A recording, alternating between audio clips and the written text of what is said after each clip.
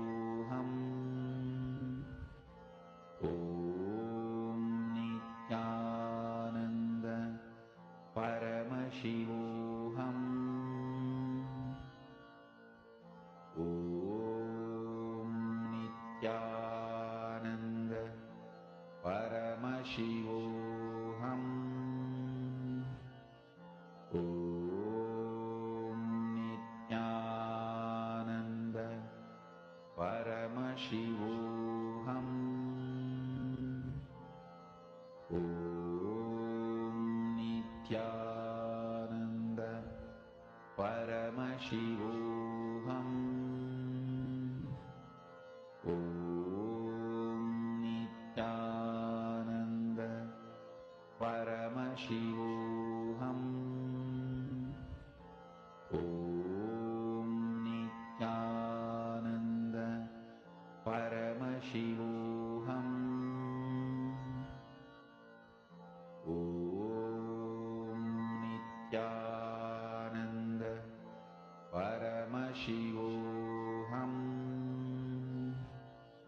Om Nithyananda Paramashivoham.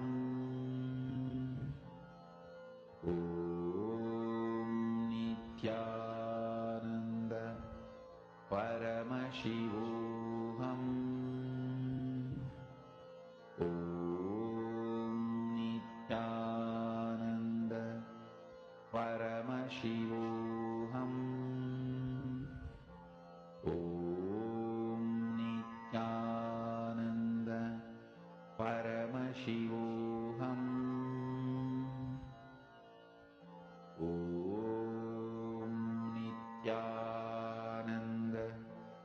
Nithyananda Paramashivoham. Om Nithyananda Paramashivoham. Om Nithyananda Paramashivoham. Om Nithyananda Paramashivoham.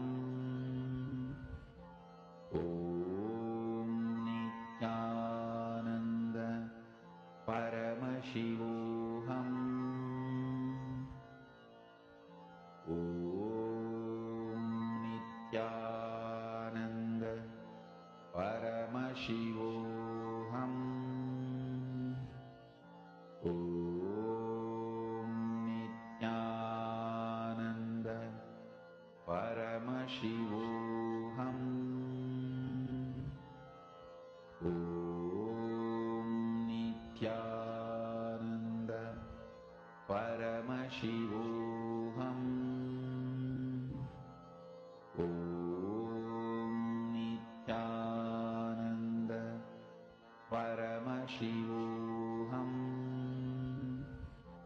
Om Nithyananda Paramashivoham. Nithyanandam, I hope all of you are doing the power manifestation. Paramashivoham. How many of you saw that the fire element is responding to you? The flame is responding, like as a significance of you having the ability to move the wind. How many of you saw it is responding to you?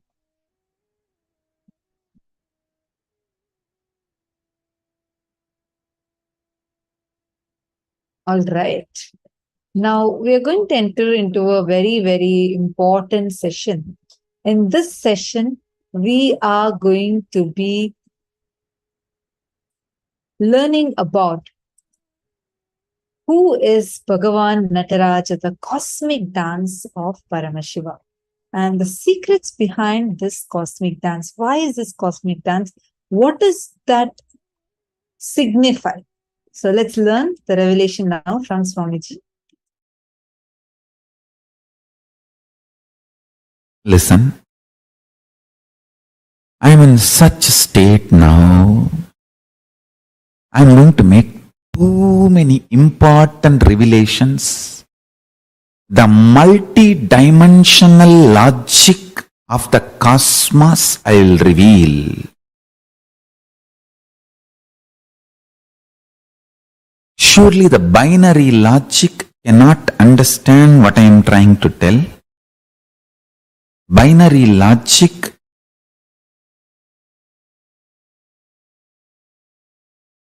will not be able to because it is not matured enough, it has not grown up enough to catch the cosmic reality. Understand? If you can grasp a being, conscious being, creating the principles of creation, creating the principles of creation, not just creation, creating the principles of creation with one hand and sustaining the principles of creation, sustenance, rejuvenation, pulling out of delusion and liberation, and rejuvenating in one hand.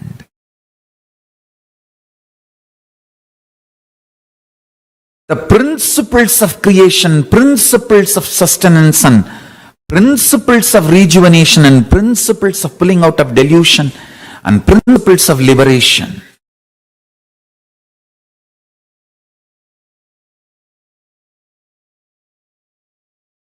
Through one hand, manifesting the principles of manifestation, manifesting the principles of sustenance, principles of rejuvenation, principles of pulling out of delusion, and principles of liberation. Through the other hand, sustaining,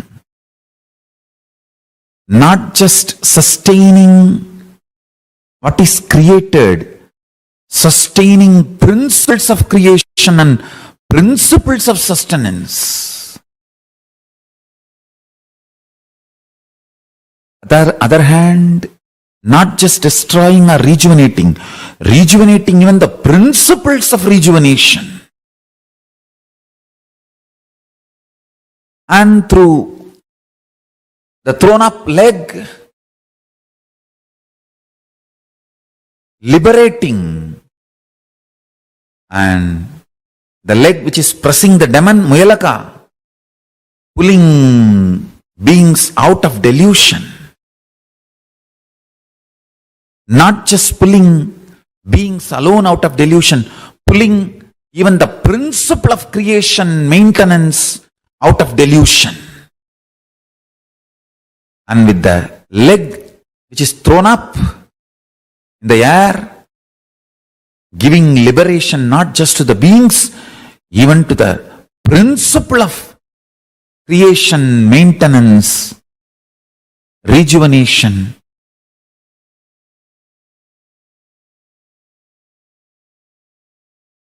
Pulling out of delusion and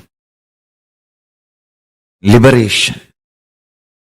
Doing all this not only without stress, in ecstatic dance. Just even if you grasp intellectually this, you will grasp Nataraja, the Ananda Dandava, cosmic dance of Nataraja. That is the meditation, ultimate meditation, connecting with Paramashiva, Nataraja.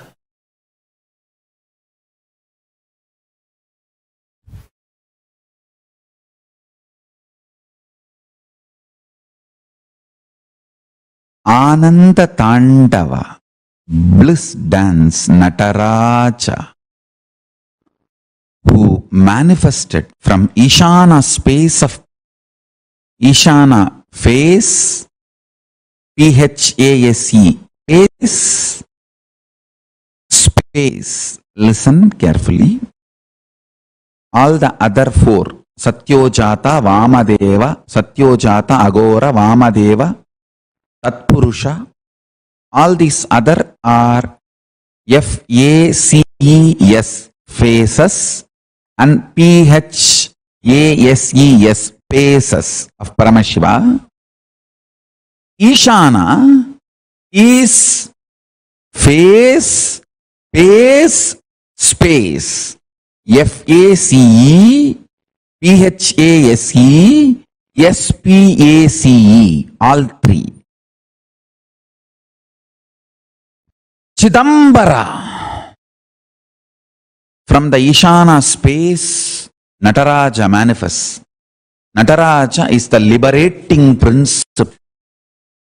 Mukti Tattva. Understand?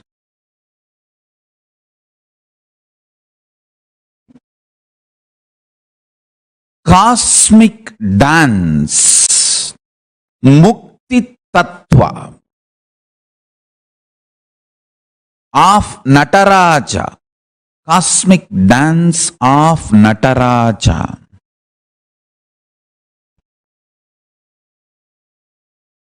Is the ultimate liberating principle. I will map it to your prajna now and support you and make you manifest this as a reality. Listen carefully. I'll bring it down to my prajna and manifest it in all your prajna and make it into vijnana. Listen.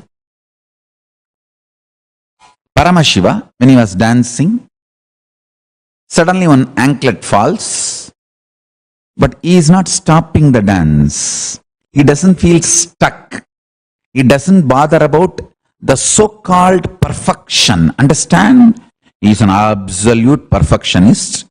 But when he is dancing, perfectionism does not stop his action. Perfectionism does not put him in inaction. If you lived around me, you will know exactly the meaning of this word. I am an absolute perfectionist, but my perfectionism will never stop me starting my projects, starting my work. I will not even miss putting the jewelry on the throne, but when I started this whole Sri KAILASA project, I did not even have my own land. People who live around me, they know how perfectionist I am, but my perfectionism never stops me starting new projects or venturing into projects. He continues to dance and Adisesha rushes and ties himself and makes himself as an anklet, and Paramashiva continues to dance. This is the key. Perfectionism, which does not make you stop or feel stuck and capped, is the liberating principlic action. Understand?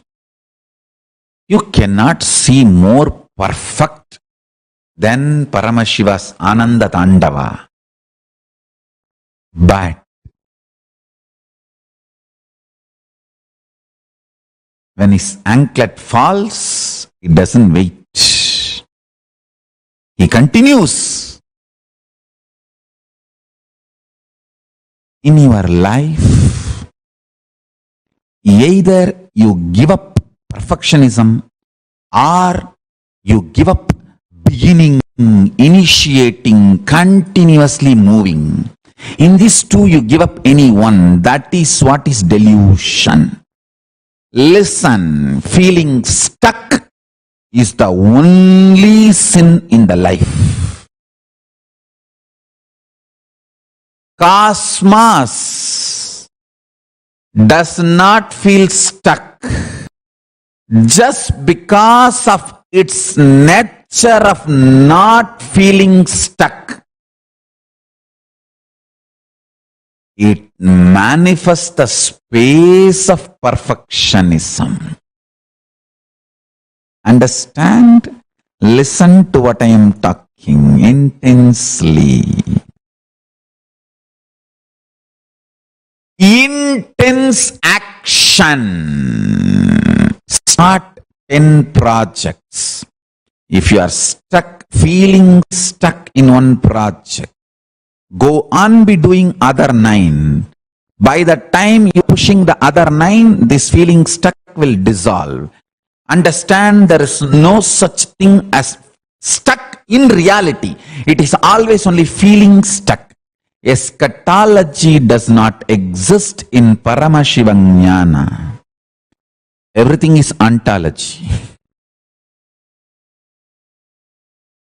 There is no end. Understand that. There is no end. Paramashiva Tandava of cosmos.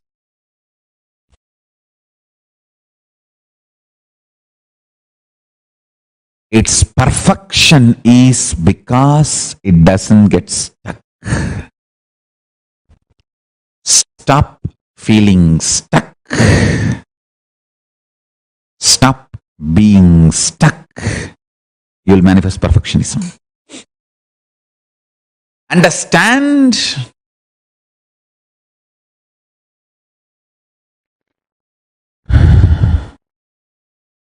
Don't give up on perfectionism,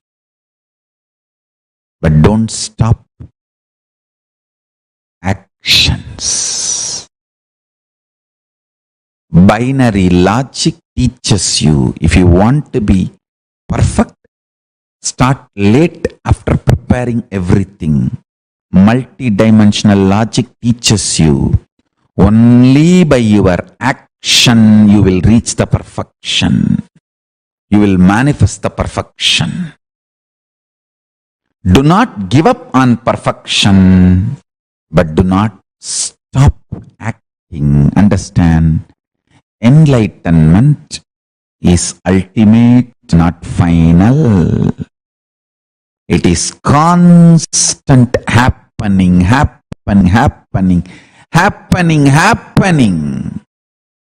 In few days you will see the whole satsang background and the way it is going to be relayed. It's all going to be next level. The whole background, LED screen, or the high definition, or the volume quality, or the different mics, all that thing set. It's going to be next level. But I don't wait for all that to get set and then start the satsang. Then I'll never be able to start. I know the great Shiva Bhuta Ganas work around me. I just start the dance by its intensity. Perfection to perfection to perfection to perfection manifests. Not imperfection to perfection. No. Perfection to perfection to perfection to perfection to perfection to perfection manifests. Listen carefully. Always be like Nataraja doing Ananda Tandava. Not bothered about one anklet falling.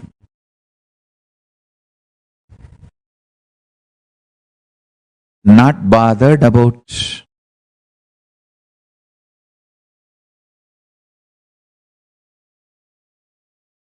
some musical instruments less. Let Ananda be your fuel. Nithyananda be your fuel. Start the cosmic dance. Start the cosmic dance. Start the cosmic dance. I tell you,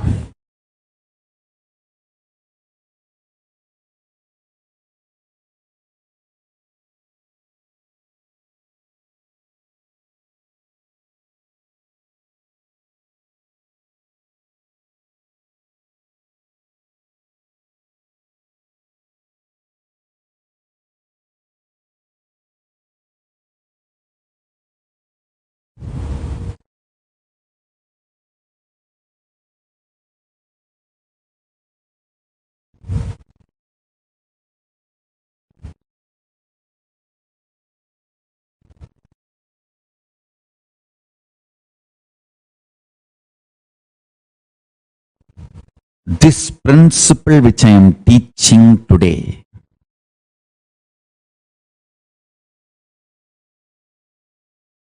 always manifest ultimate. Don't feel stuck, but know it very clearly, it is not final.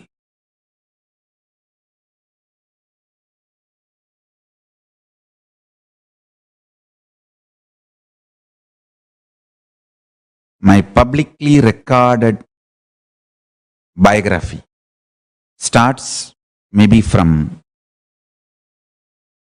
1990, because that's when the first evidences and records, earliest records of my gurus initiating me or giving me the mantras and those books, papers, notebooks, write-ups, all that we are recovering, retrieving.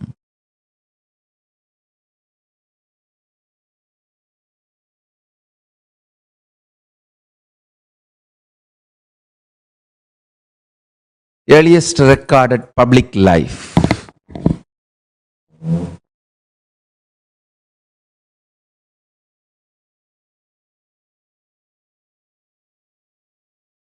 We are also getting all the more detailed evidences, documents, thanks to autobiography team.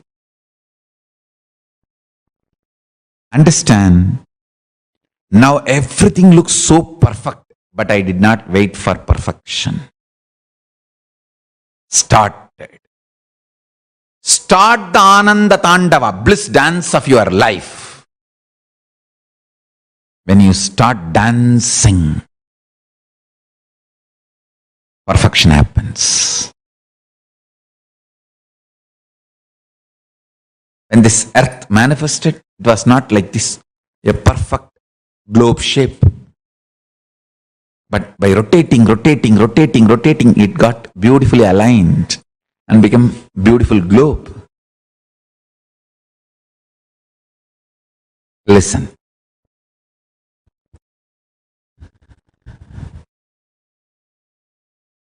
When I look back into my life, how Arunagiri Yogeshwara has installed this powerful cognition into my system.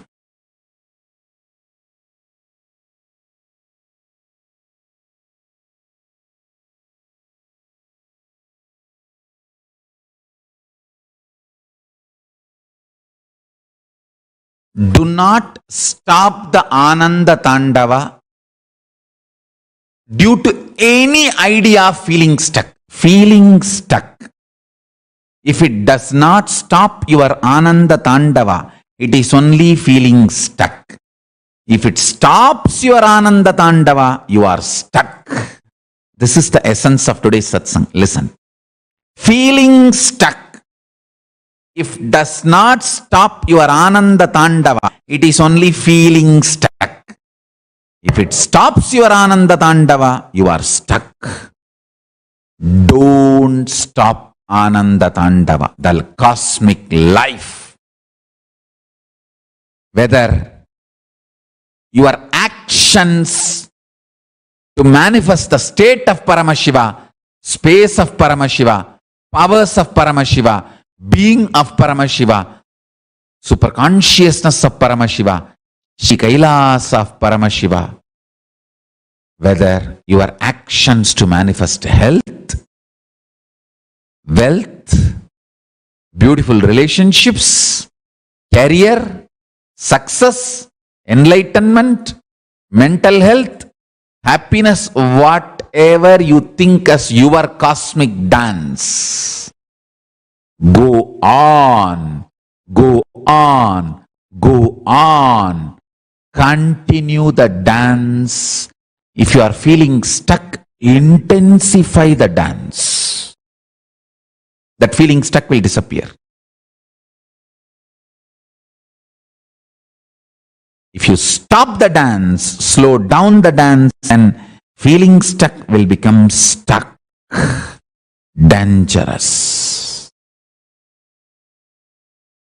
Feeling stuck is delusion. Stuck is death.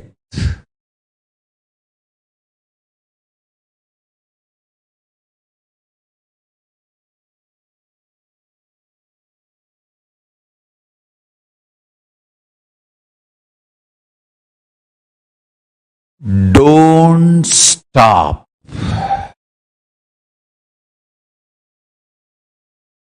Let Nithyananda be the source of your life and be highly active. You will become life positive, and all the perfectionism of Paramashiva will manifest through you. Understand the epistemology of Paramashiva Jnana. Epistemology is a branch of philosophy that investigates the origin, nature, methods, and limits of human knowledge. Feeling stuck is the worst thing binary logic does to you.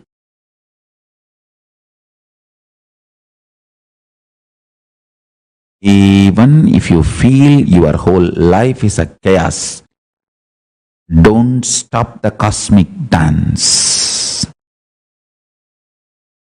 Continue to dance. Manifest, manifest, manifest. Continuing to dance. Nitya is the brand of Nithyananda. Understand one thing. Do not be stuck in anything.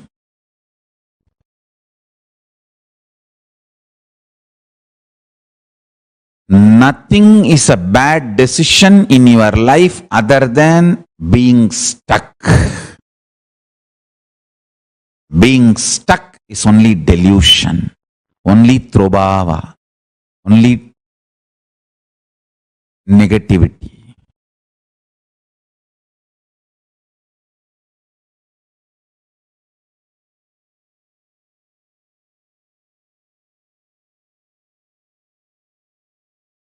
Epistemology of the human nature. Understand? The origin, nature, methods, and limits of human knowledge. I am teaching you the epistemology of Paramashiva Jnana. Essence of epistemology of Paramashiva Jnana. Be like Nataraja. Continue dancing.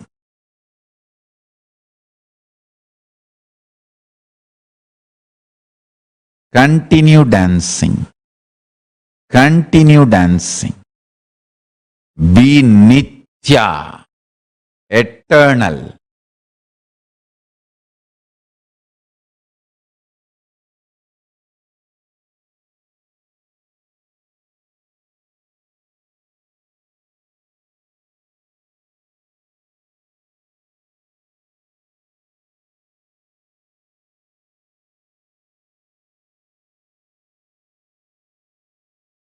Nothing is wrong decision if your whole life is seen together other than feeling stuck or being stuck. Nothing is wrong decision. As long as you are flowing, flowing, flowing, flowing, flowing.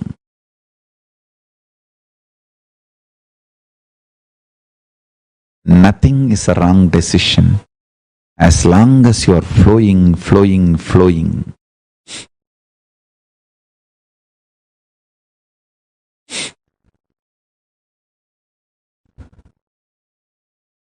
That is the beauty of life.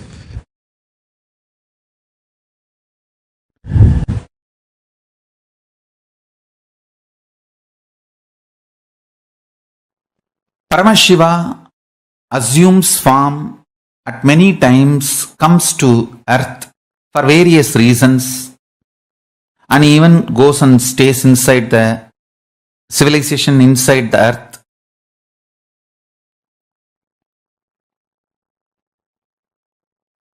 Six times planet Earth, all life completely got extincted on the planet Earth. Planet Earth became empty, no life. 6 times this has happened from the time Earth is formed.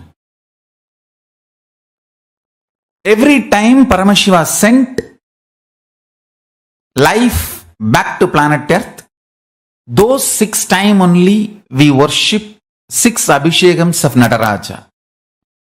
Those exact 6 astrological times when Paramashiva sent life back to planet Earth from Kailasa, those 6 times only.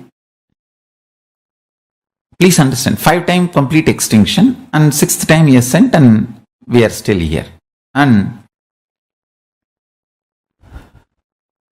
6 times he sent life, super consciousness back to planet Earth.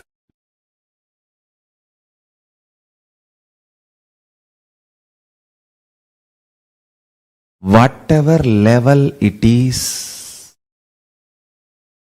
prayer is the most powerful, ultimate way of connecting with Paramashiva.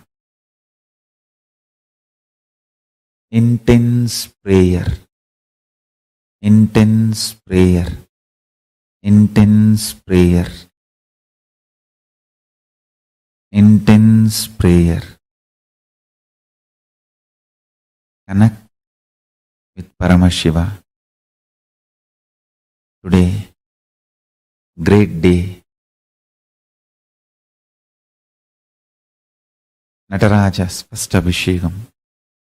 So in all the Kailasas, Puja, Abhishekam, Arati to Nataraja is getting done.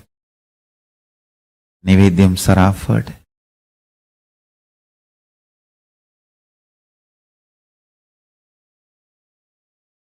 Let's connect with Nataraja, receive his blessings.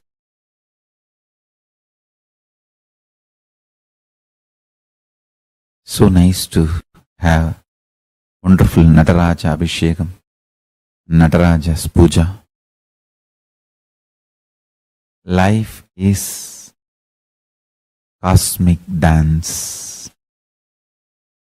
Life is cosmic dance.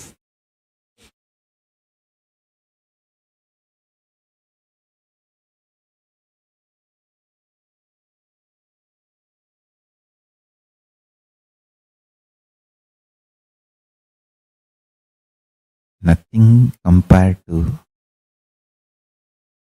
the beauty of cosmic dance, the highest, most powerful principle or most powerful manifestation of Paramashiva is Nataraja. Literally doing Panchakritya with bliss. Let's meditate on that form.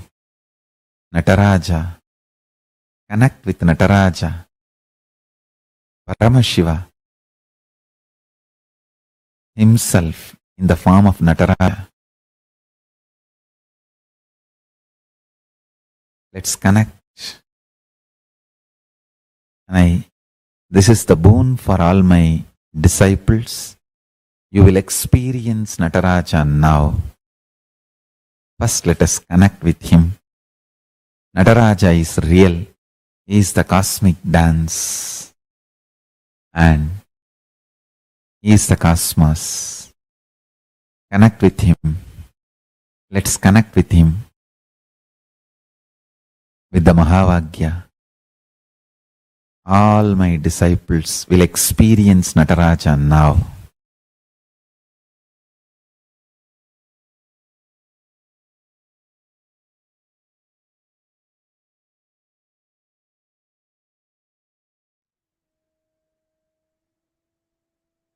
So beautifully, Swamiji explained to us and gave us such an amazing boon, no matter what. Even if you're feeling stuck, do not stop your cosmic dance. The Ananda Tandava of Nataraja, Paramashiva. What did each of you understand from this? See, let's understand a little more on how Bhagavān Nataraja looks, what he signifies, what he stands for. May I request all the participants to intensely listen.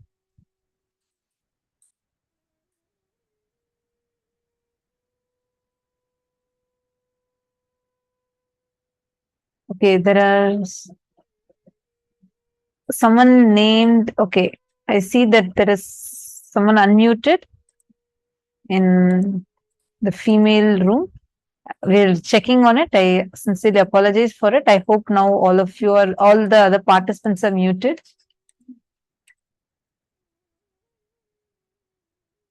I request All of you, all the participants, many of you are here. I am aware that you're all sitting here through the night and all that. I have request to all of you here. I request all the participants to be continuously sharing what you're understanding and everything, because that will really help us learn further. These cognitions are not the way Swamiji told. Never wait for perfection. Paramashiva is the most ultimate perfectionist. Yet he never waits for everything to become perfect. Imagine if we are given a project, let's say to start a nation, what will you do? You will say, firstly, you will take, all of us, when I say you, I mean each of us, we'll all take more than 48 hours just to convince ourselves if this is possible or not. Somehow, if you succeed that debate with yourself, then you will wait for first resources to come. You will wait for you to get a land. Then you'll say, well, after land comes, then I need money. After money comes, you'll say, I need people. After people come, you'll say, I need infrastructure. Only after all this are planned, you will even start executing. By then, execution becomes a load. Just when Swamiji was living under a thatched hut, you all should know, in 2002, when Swamiji started the whole mission, after Swamiji realized his avataric mission, he realized, he's here for a purpose and everything. Swamiji was living in a hut. There was not even a permanent structure to hold Swamiji. Swamiji didn't even have anything. We'll show you the picture from the Erode time, where Swamiji had absolutely nothing with him. But at that time, when Swamiji didn't even have a permanent roof over his head, when devotees asked what Swamiji wants to do, Swamiji said, I want to create a nation. From that moment till now, never once Swamiji gave up. That time Swamiji did not say, hey, come on, I don't even have enough people around me. There was no money. Swamiji didn't even have a permanent house. When I say house, I mean an adinam. He didn't even have a proper roof. It was just 3 thatched hut and at the banks of the river Kaveri. And it was like so simple. There was no permanent structure. At that time, Swamiji was so clear with his vision. He said, I want to build a nation. Imagine never waiting for perfection, just a boy in his 20s with such a staunch vision. And Swamiji just made it happen. Every time you get stuck in life, getting stuck in life is a sin. Getting stuck in life is a karma. That is why Swamiji tells, karma is nothing but the thought current that makes you feel stuck. Just if you break free from this one thought pattern that makes you feel stuck again and again, you'll have such a liberation. Feeling stuck is the only sin in life. Actually, you all should know this. The moment you hear, the moment you cognize this one truth, you will suddenly see that the whole life will be so smooth, the way life manifests for you. You go on doing. That's why Krishna tells in Bhagavad Gita, right? He tells, Karmanye vadikaraste mapaleshu kadachanaha. He tells, just go on doing your action. Leave the results to the divine. If we constantly wait for perfection, you will be waiting. There's a very funny story that I remember Swamiji always tell. There was one old man, okay, he's almost in his 90s. He is sitting by the beach and he's just looking at, every woman that is crossing by. So the friend is very curious and he asks, what are you doing? He says, I'm waiting for a perfect woman. Then he's saying, I'm sitting on the beach, I'm waiting. So he asks, waiting for whom? He says, a perfect woman. He says, what? Perfect woman? And the last so many years you didn't get it? He said, no, I got one. Then what happened? The friend asked. He said, she was searching for a perfect man. We all will forever be looking for perfection outside, which will never happen. Row your boat as you build your ship. Whatever that you are doing, never be stuck for perfection. Life doesn't happen that way. By the law of life, it does not happen by what is your idea of perfection and not. The law of life is it flows with how life functions, how life exists.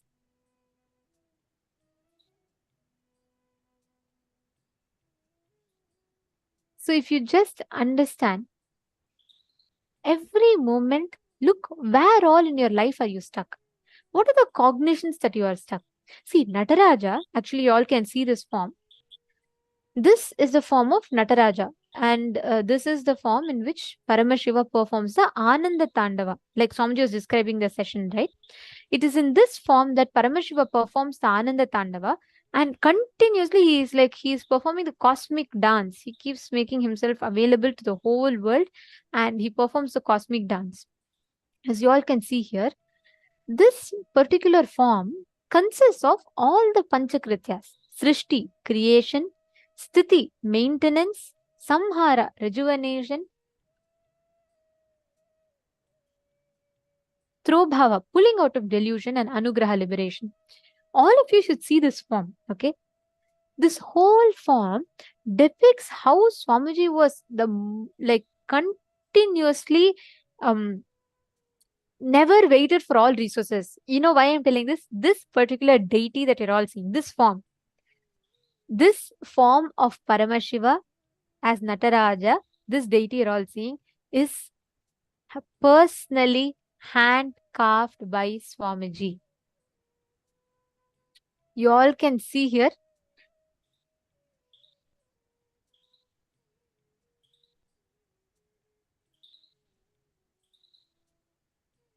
Actually, this is called the Chidambaram of the West, Nithyanandeshwara Hindu Temple, Seattle, USA. And it was inaugurated on 24th February 2008 by the Supreme Pontiff of Hinduism. The 15 feet tall Sri Ananda Nataraja is the largest living deity of Nataraja in the world. Swamiji blessed this temple, saying, since the skies are always celebrating, let this temple radiate Akasha, the ether energy, and bless this Nataraja. This is in Seattle. The Bhagavān Nataraja deity is personally carved by Swamiji himself. Yeah, Swamiji was chanting the mantras and carving the deity. The deity actually, when Swamiji used to carve the deities, like literally whole time, full night Swamiji will sit. Like how Swamiji shares, I'll sit the whole night and carve in Biddi. And the workers, they have to support me. Like they help me by turning the deity, and it's too big. Sometimes you have to turn to do the side shaping of the face, side shaping of the body. So the workers have to be there supporting me and helping me. Understand, Swamiji himself personally used to sit and he used to carve the deity. This Nataraja fully is hand carved by Swamiji. And this is after starting the mission. This is after starting the public life. This is like in 2004. Swamiji himself used to go to the place where the workers are sitting and carving, Swamiji will go sit amongst them, and he would take, it'll become very late in the night, and Swamiji will have 2 idlis. That's all. The whole day and night, Swamiji will be sitting there. Sometimes the workers will take turn to help Swamiji. And throughout, Swamiji will be sitting. There'll be one person holding the lamp, night, right? So light will not be there. So they'll have this lantern and hold and sit over there, or sometimes torch and sit there. And Swamiji himself used to sit and carve, chisel, do the chiseling, do the entire carving process. And this is that Nataraja. There were like days when there was no electricity in the Adinam. So this happened after the Bidadi was established, after the inauguration, and like Swamiji had already started his mission. And the first world tour was done around that time. So there was no there was no electricity, but that time it was still a starting struggle period, right? Like there was no electricity at that time. So they used to have this lanterns and lamp torch and launder lamp. So in the launder lamp, Swamiji will keep a paper, the original Dhyana Shloka, the exact agamic description, how Bhagavān Nataraja is described. So that Dhyana Shloka, Swamiji would keep that paper, and every moment that Swamiji is carving, Swamiji used to chant the Dhyana Shloka and carve. And this is the first ever life-size deity that Swamiji carved. And this was in 2002, when Swamiji was just 24 years old. Swamiji carved his beautiful deity of Bhagavān Nataraja. You know, it's just so sweet to even listen to this, right? Swamiji himself is to be, he'll not wait for anything. See, we all can say resources, let me have my resources ready first, let me have, I mean, this is something that stops us in experiencing multiple things in our life. How many of you see that you wait for your resources, you wait for, let things happen, then I'll start. But just look at this grand deity. Swamiji himself sat through day and night, and he himself personally hand carved this deity and then built the temple in Seattle, USA, inaugurated the temple there in 2004, 2 years after carving the deity. It's like, wow, I'm just so amazed at how many things at a time Swamiji does, and without feeling stuck. Like, forget about even feeling stuck. No question of even thinking to wait for resources. Let this all come, then I can start. You would never see that in Swamiji.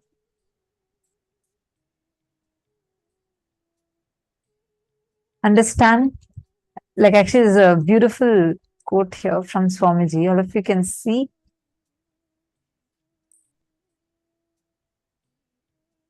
Swamiji says, understand, now everything looks so perfect, but I did not wait for perfection.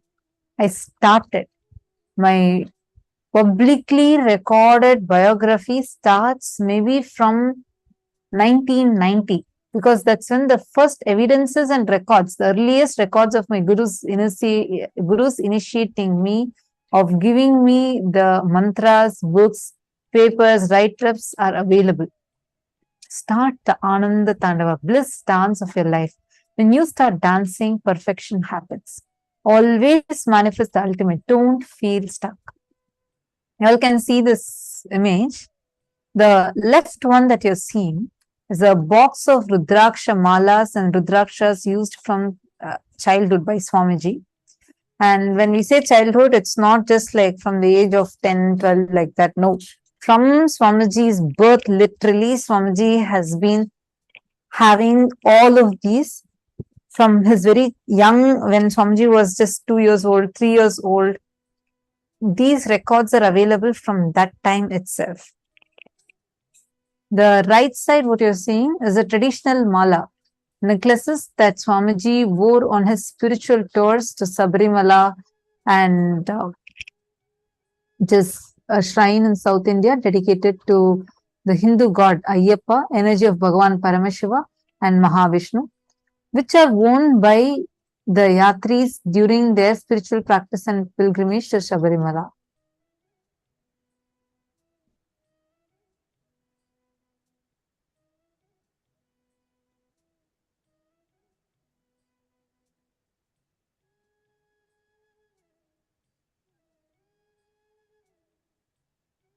And here we all can see how Swamiji, these are the different deities that Swamiji himself used to worship. Actually, you all should know, every bit of Kailasa, what you see as Kailasa, was started by Swamiji at his young age. This deity collection you all see, right? The deity collection that you all see here, right? This is exactly what stands today as the largest collection of deities in the world. Imagine for one person to achieve one task in their life. Like, for example, let's say a person who's dedicated his whole life for building the largest library. Or a person could dedicate his whole life for building a temple, a grand scale temple. But Swamiji single-handedly built a whole. Look at Swamiji. If you just have to describe Swamiji, right? You will say he's a great, amazing, speaker. The way Swamiji speaks, like millions of people have walked out of their depression and things just by listening to satsangs. And the way Swamiji has achieved Guinness World Records in conducting the largest Shivastamba yoga and Kundalini Rajju yoga, which means reviving these two sections and reviving the whole yoga in a very unique manner. Next, Swamiji has established the world's largest Hindu library. Swamiji has established the world's largest Hindu university. Swamiji has the record of the most number of songs composed on a single person. Swamiji has the record for the most number of festivals celebrated in a year in a temple. Swamiji has the record for the most number of the books written by a single author. Imagine, just each of this one aspect can be one person's whole life's achievement. And here Swamiji's even not even half of the life is done. Like Swamiji's just 40s. And already Swamiji has established so much. How is it possible? And tell me, have any of you ever seen Swamiji with stress? Many of you here have known Swamiji for a long time, correct? And many of you here have had the blessing of meeting Swamiji physically also. I see a wide smile on many people's faces. Have any of you ever seen Swamiji getting stressed? Have any of you ever noticed Swamiji say, "Oh God, there's so much to do"? Taking it as a burden. Ma Premakaran is saying most number of enlightened beings he has contributed also, right? Yes. I think the most number of consciously awakened beings Swamiji is only gifted to planet Earth. And not just that, like in every aspect, every project that Swamiji has started, always Swamiji has some or the other record. Like he keeps breaking records. If you see, whether a single, just this Kailasa, whether it's an Annadan, whether it is in Jnanadan, means whether it is giving the knowledge, Swamiji is the only person who has written commentary on all the major scriptures of Hinduism. 108 Upanishads, Bhagavad Gita, Shiva Sutras, Patanjali Yoga Sutras, Jain Sutras, and Ashtavakra Gita, Guru Gita, like this, all the major scriptures of Hinduism, including the Shat Darshanas, Advaita, everything. It is only Swamiji who has given commentary on all of these. There are great incarnations, enlightened masters, who have given commentary on few. They might have given commentary on Brahma Sutras, but not Patanjali Yoga Sutras and Upanishads. Or some might have spoken about Upanishads, but not on Bhagavad Gita and not on Shiva Sutras. Like this, there are various enlightened masters who have done commentary, whose commentaries are they are great. They have given They have given so many commentaries on all of these. But no one has ever given commentary on all the scriptures, all the major scriptures of Hinduism. It is only Swamiji. And Swamiji has the largest Rudraksha collection. Swamiji has the largest palm leaf scriptures collection. Largest number of Brahmotsavam celebrated in 1 year. Oh my God, like anything Swamiji starts, he started all of these when he was just 2 years, 3 years old, like a baby. He started at that time. And now everything is breaking world records. See, so many, every one of you, just see Swamiji's life. This is not just to see, one is Swamiji is doing so much. That is one. Second, Swamiji is showing by example what you, me, all of us can do. Like, imagine, I'll just give you all an example. Most of the time, by the time we reach a certain age, we say retirement. That's all, over. We can't do more than this. But look, Swamiji makes so many of us, even I have seen so many people who, even after a certain age, where typically people retire, they still actively participate in the Sangha, take up so much of responsibility, and they're all actively doing. And I've never seen them, not have energy. Like, for example, Ma Virupaksha, all the programs that I have conducted so far, every single program I've seen her sit and do the French translation. And not a single day I've seen her get tired. And even before, from the time I met Swamiji the first ever time in 2013 till now, I have seen Ma Virupaksha sitting and doing the translation of every single satsang. And I wonder, it is only around Swamiji that people gain so much of energy. Their age never becomes a barrier. There is no limitation whatsoever. And people just go on expressing their peak potential. Swamiji tells, when you realize, when you are a being who's living life to your fullest, everyone around you will also be living life to their fullest. The moment you awaken yourself to that ultimate responsibility, life has to awaken others around you to their ultimate responsibility. This is the biggest thing we all need to learn from Swamiji. The way Swamiji carries out the whole thing. I saw one comment, one of the participants saying that they had met Swamiji when Swamiji traveled to France. Sorry, I saw the message, but I missed the name. So I'm not able to pick up. One of the participants had shared. I wanted to tell Ma, actually, Swamiji, when Swamiji achieved like the whole, Swamiji manifested that avataric mission realization, right? Swamiji had one vision, okay? Swamiji got in his vision a banyan tree. But Swamiji, at that point, Swamiji got two words. Swamiji, one got that the Biddi banyan tree in his this thing, and Swamiji got the word Los Angeles for Western headquarters. Swamiji didn't even know what Los Angeles was. Swamiji asked the people around him, what is Los Angeles? It was there. Swamiji didn't know English. Swamiji knew nothing. I remember one very funny incident when Swamiji had first time when Swamiji went to US. Okay, Swamiji said Swamiji went to the airport and Swamiji was landed in the US.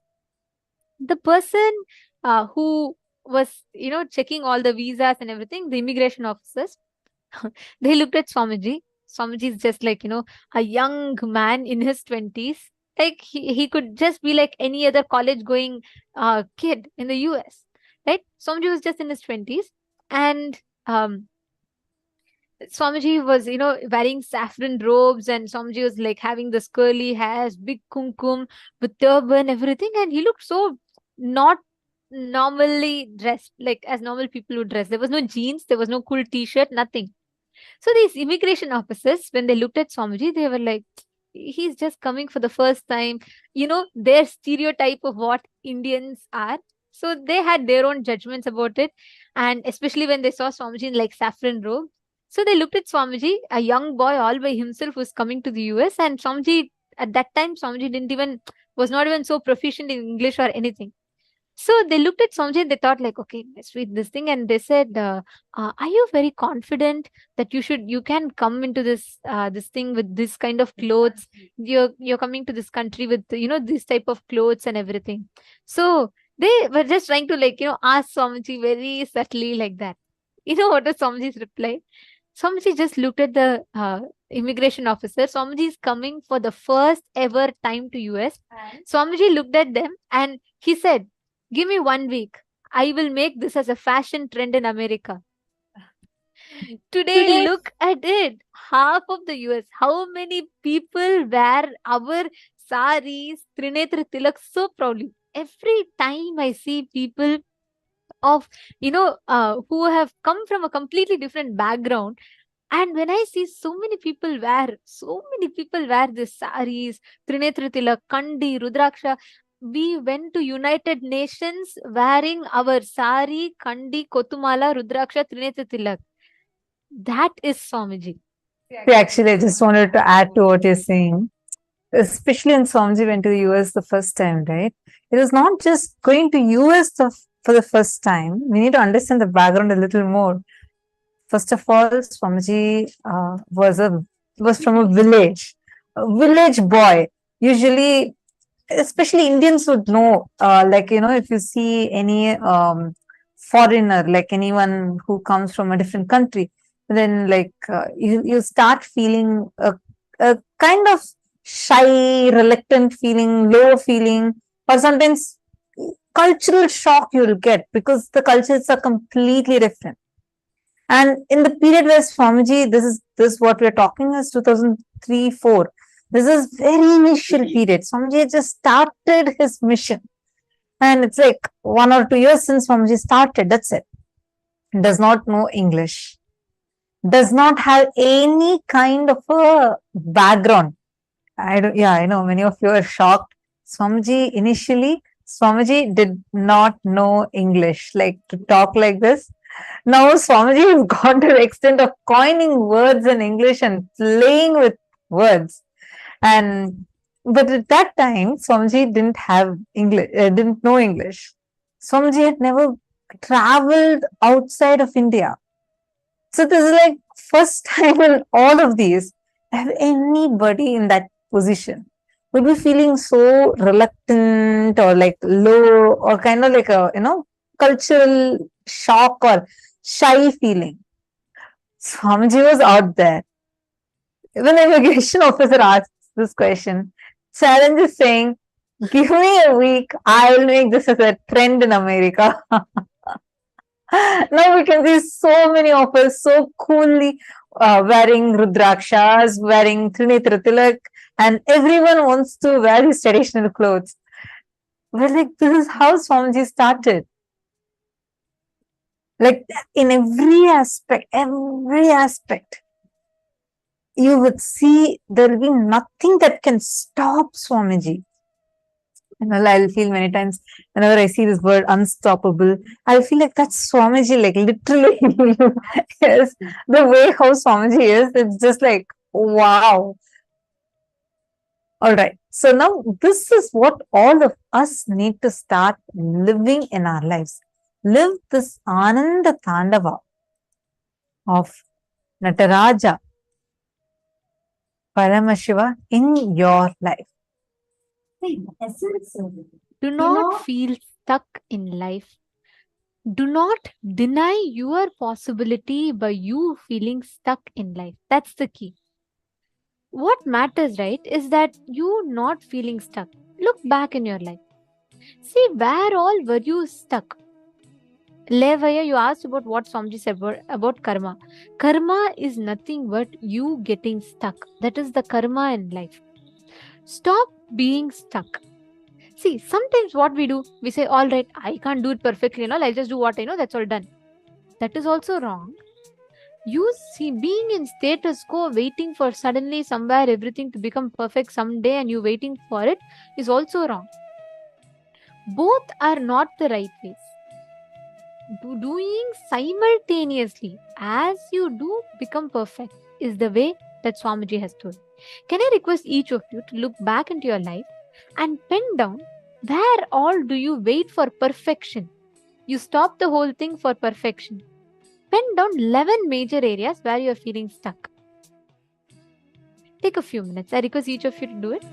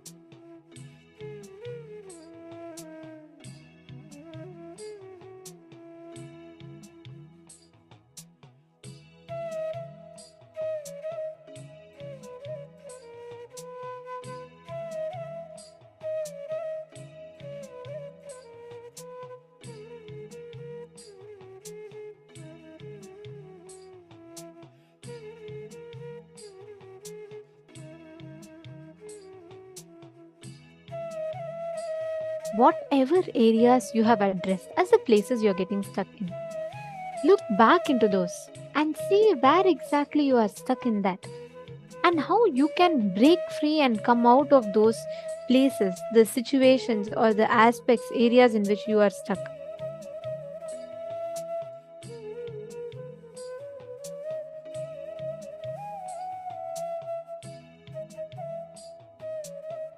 Now, I request each of you, in all the areas that you have penned down, decide consciously to come out of that feeling stuck pattern. Wherever you are stuck, right? Pen down how you're going to take up more, expand more, to break through from that area where you're stuck. See, understand. If you're stuck in one place, let's say you have really been looking to manifest a job, okay? And you're looking for how you can achieve it, so you're feeling really stuck there, it's not manifesting. See how you can take up more project. Understand that this logic actually works. I remember one Adinavasi, she told Swamiji that she's feeling she was new, like very newly she had come, and then she said, Swamiji, I feel like, I feel I can't handle so much of pressure. And she was saying that in one of the meetings, I remember she was saying that I always get stressed even outside when I used to work. I can't handle anything in work. I can't handle being asked something. And I'm so overwhelmed, Swamiji. So whenever I have to do even smallest things, I get so overwhelmed. I don't know how to break it. Like that for like a long time, she was like telling Swamiji her issues. Swamiji patiently listened to it. Somebody told, okay, the solution for you is take 10 more projects, finish it in this short time. And somebody gave a very short timeline for it. Everyone was shocked. People are like laughing. And she was like, she didn't even expect such an answer. Then Samji asked, okay, logically, all will think I would have told her, okay, let's reduce, don't feel stressed, don't feel loaded. Samji said, only the society, which is the Samji, like in a very strong way, Samji said, only people who are mentally not, matured, like Samji said, only those people give these kind of solutions. The simple solution is expand. Samji said, you told you're not able to, then demand the expansion from yourself. Swamiji said that every one of us have the ability to expand their individual capabilities. When Swamiji gave that statement to that person, just in a very short span of time, she started like heading a huge department. She started heading the whole Annamandir. She started heading the whole, serving of Annadan and doing so many things. That time Swamiji explained how every time you expect the binary society based limited logic thinking, okay, take break, it's okay if you can't handle. No, if you're stuck in one place, take 10 more projects and expand. That is how life functions. That's a law of life, and that's the exact same thing that we all need to do. Wherever you're stuck, decide that. Now let's enter into the next session where we understand Akasha Tattva, the words.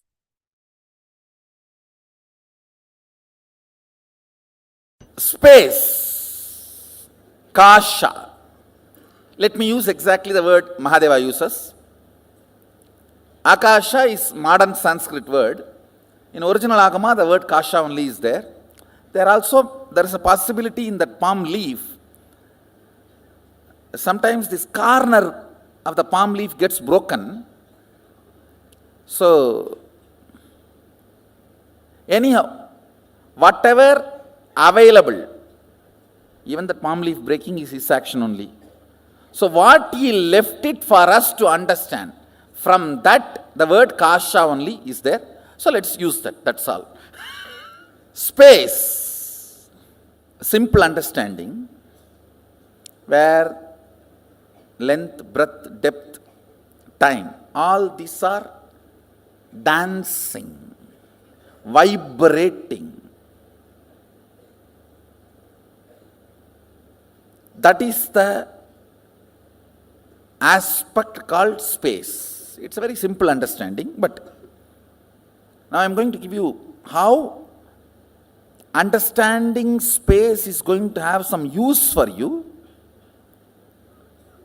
See, ultimately our goal is to rest in the highest existence and highest consciousness, what we call as Mahasadashiva.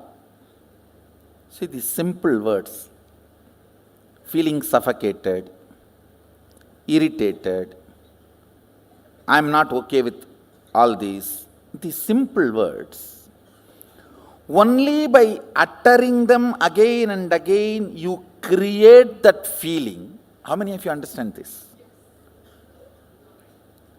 Usage of those words avoided, that experience is also avoided.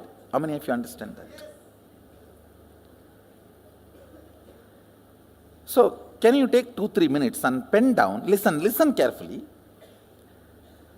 Usage of words in your space, becoming experience, few incident.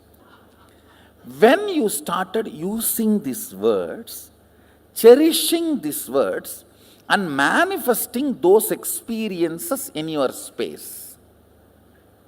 Just for you to understand, listen, please listen. If two objects are stuck, sound is generated. If a thought is stuck on the space, reality is generated. That's all. Thought, idea, depression, irritation, simple words. How you teach to these teenager kids, how they pick up between when you guys are fighting, I cannot tolerate this, I can't digest this, hell with it, better to die than living like this. All these words, they pick up while both of you fight.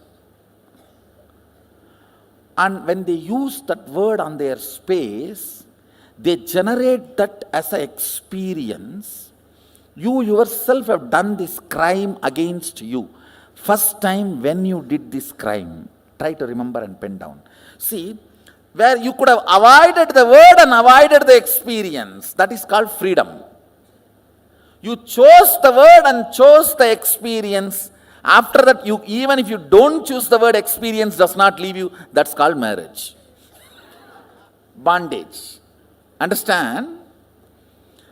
See, first few times when you use the word, I am irritated, I am agitated, I can't tolerate this, I can't put up with this, better to die than living like this life, hell with you, all these phrases, there is a dance. All these Jerry Springer shows phrases. All these words, listen, when you are using first time and manifesting them as reality, you had a choice not to use them and manifest those experiences and reality. How many of you understand that? So, but after continuous usage, and those experiences produced, when that become your normalcy, that is what, I can't understand this word normalcy. What is common? What is normal? Most abnormal thing is normal. Most stupid things are common. Sometimes people question me, why our kids are taught so much of importance for the language is given. Our balasans are not supposed to even utter the word no, not, all that. Avoid knowing. So much importance is given for their language, because when the language is stuck in the inner space, the reality is generated. Understand the Damaru of Mahadeva, dancing in the space of Chidambara, generates the cosmos. So the language we use inside is the Damaru of Mahadeva.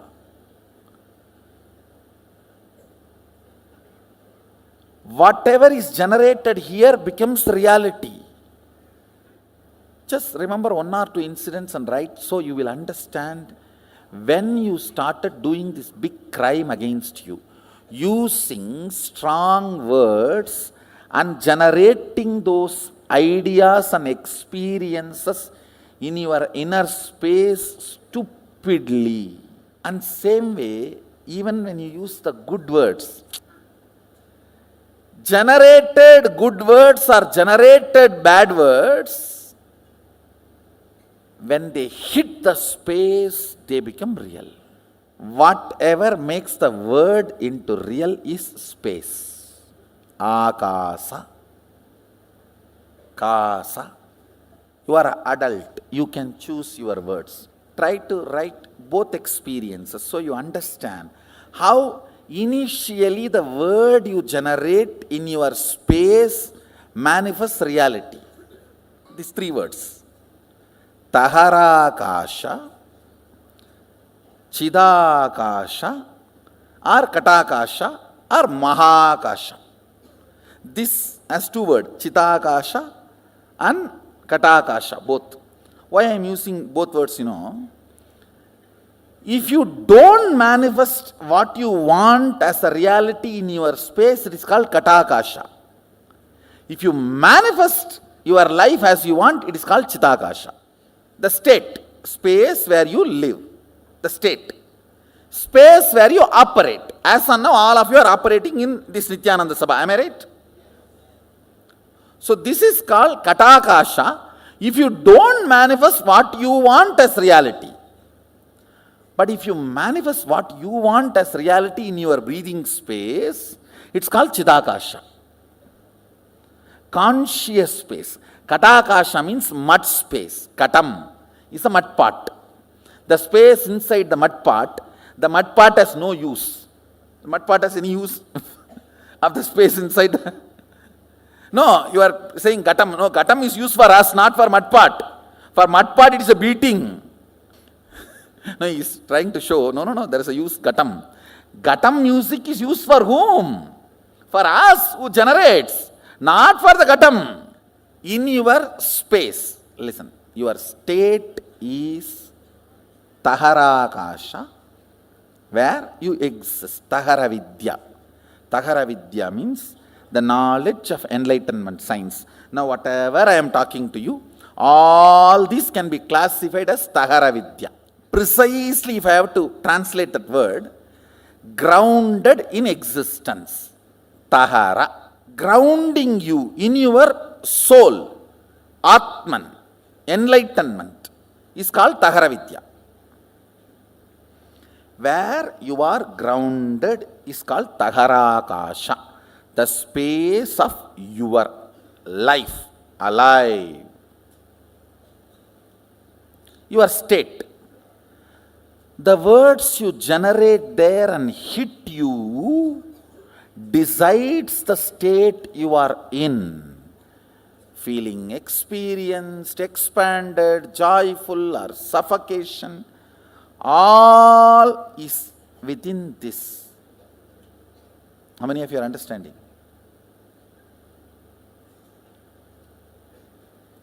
Having the whole world open for you and feeling imprisoned can be there. Sitting on one small cave, feeling enlightened can be there. Because it is on Tahara. There are many great sadhus lived in a small cave of remote Himalayas, lived such an ecstatic, glorious space. And there are many people who are flying whole day and night in the space, but feeling imprisoned inside. How many of you are understanding what I am saying? The words you utter, that creates the space you operate.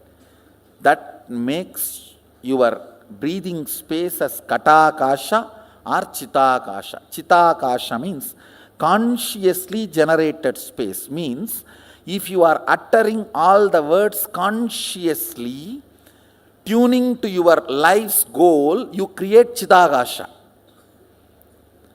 If you are uttering why without knowing why you are uttering, or because of compulsions, and manifest default reality by fault,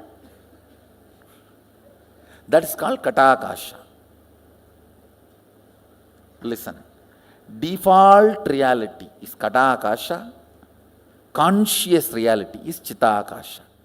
These three words, Taharakasha, Katakasha and Chitakasha and Mahakasha. Mahakasha is whatever exists that you don't know anything.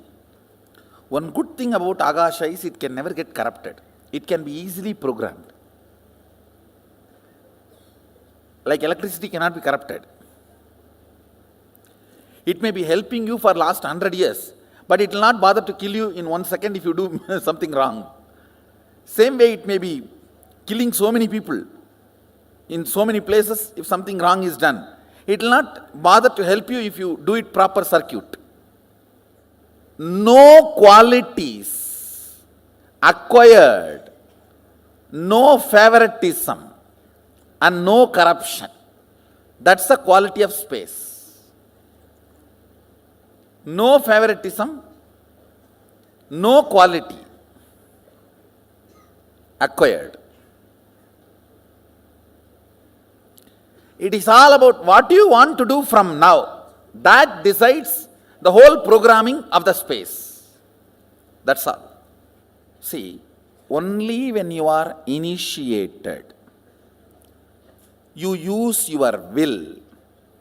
With that will, you manifest something consciously in your space. Only then soul enters into your system. Till then, soul means the jiva is not operative in your system.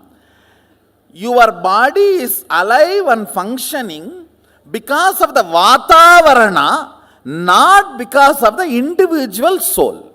He calls it Pratyagatma Chaitanya Jagratam. I will be using this word many times in the satsang also. Individual conscious will awakening and declaring its existence.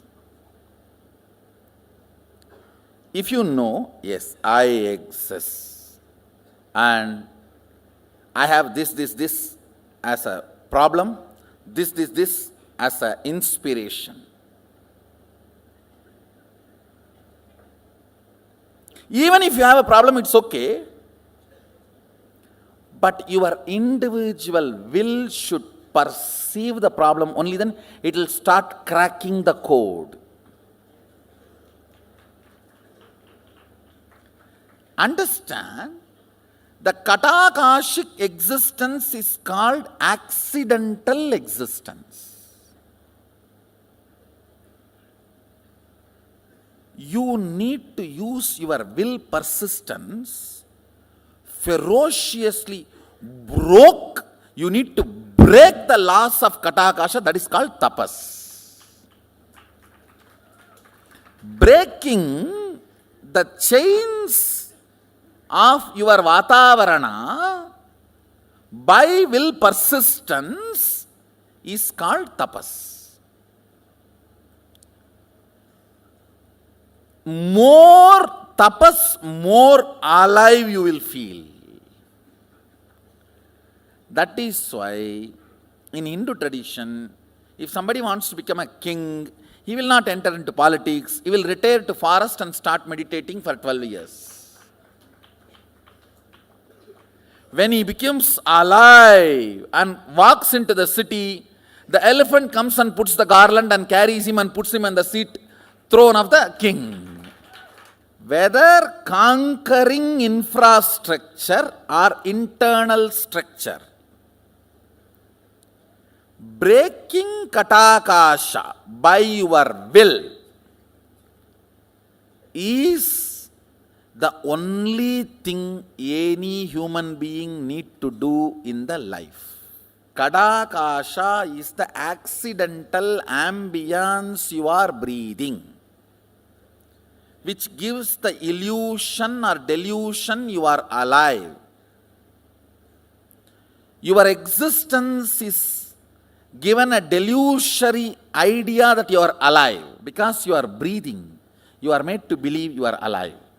like ups and downs of the wave, gives the feeling as if the ocean is alive in that area, even though there is no independent individual energy exists.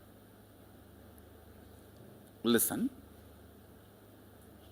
Will is not astra, it is shastra. I'll explain these two concepts. Astra means a weapon loaded, pre-planned, pre-programmed and operated. Shastra means power is generated and immediately released is Shastra. Will cannot be programmed earlier and kept unused. No. Now you generate and you release. The good news is, does not need training. Will. To manifest will persistence and will. You need not be trained for 12 years. Person who has tried to have will for 22 years and who is beginning today, both will have the same will.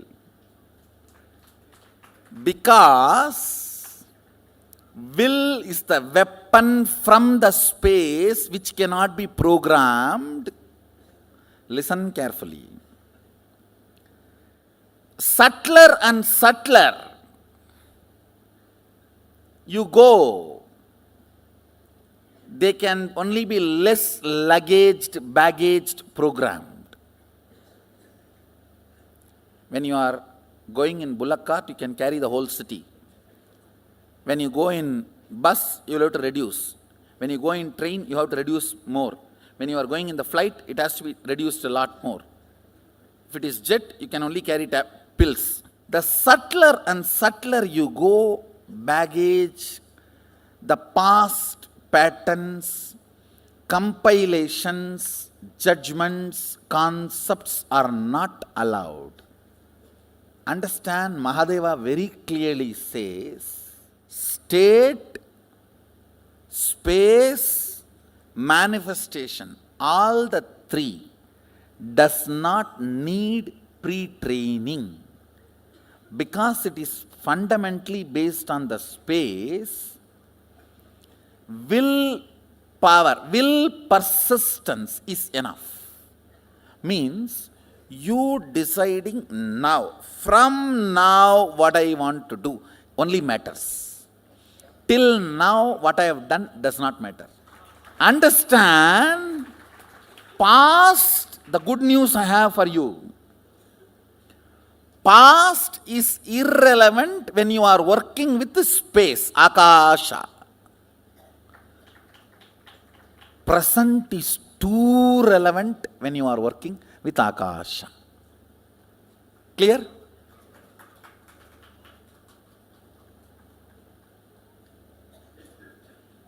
You have been 20 years devotee, 25 years devotee, or born and brought up along with me does not matter, or yesterday only you entered the program does not matter at all. From this moment, what do you want to do matters. Taharakasha means your soul is infused into you in the form of Shaktipada as a will. Will means experience, I exist larger than what I was feeling as me till before the initiation. How many of you are catching what I am saying? How many of you feel, listen carefully, after the initiation and power manifestation, even the way you feel you is much larger.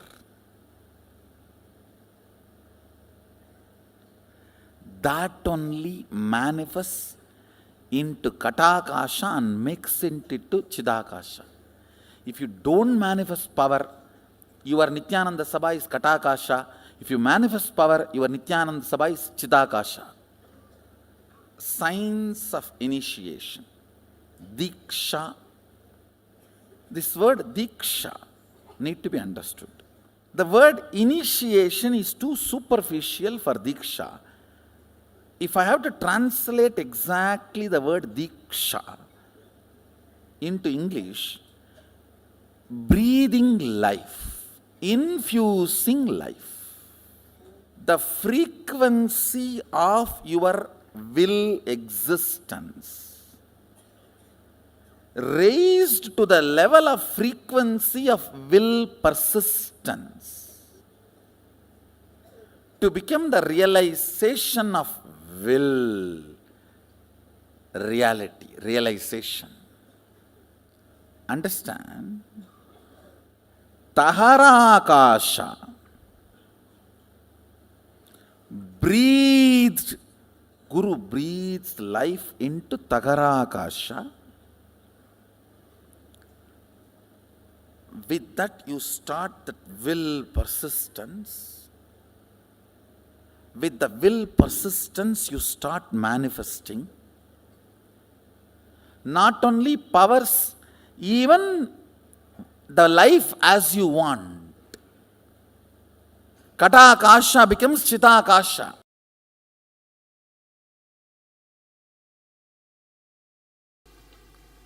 Listen. Gap between one thought and the other thought is space. Here. Gap between one Big Bang, another black hole is space here.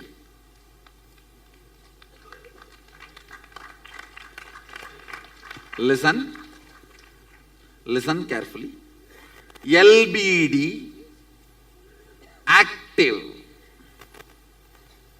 LBD, active on the space generates time. Anything gets active on the space generates time. Space is the canvas on which all these four exist.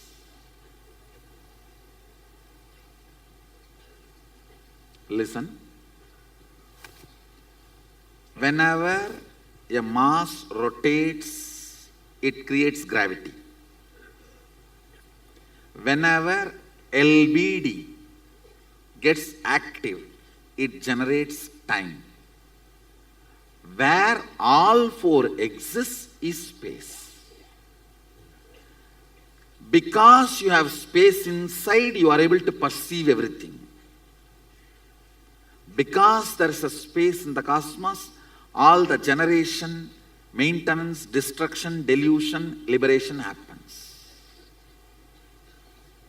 The space here, Chidakasa, perceives everything. Space here, Parakasha, allows everything to happen.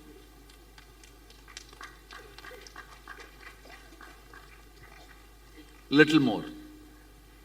Little more.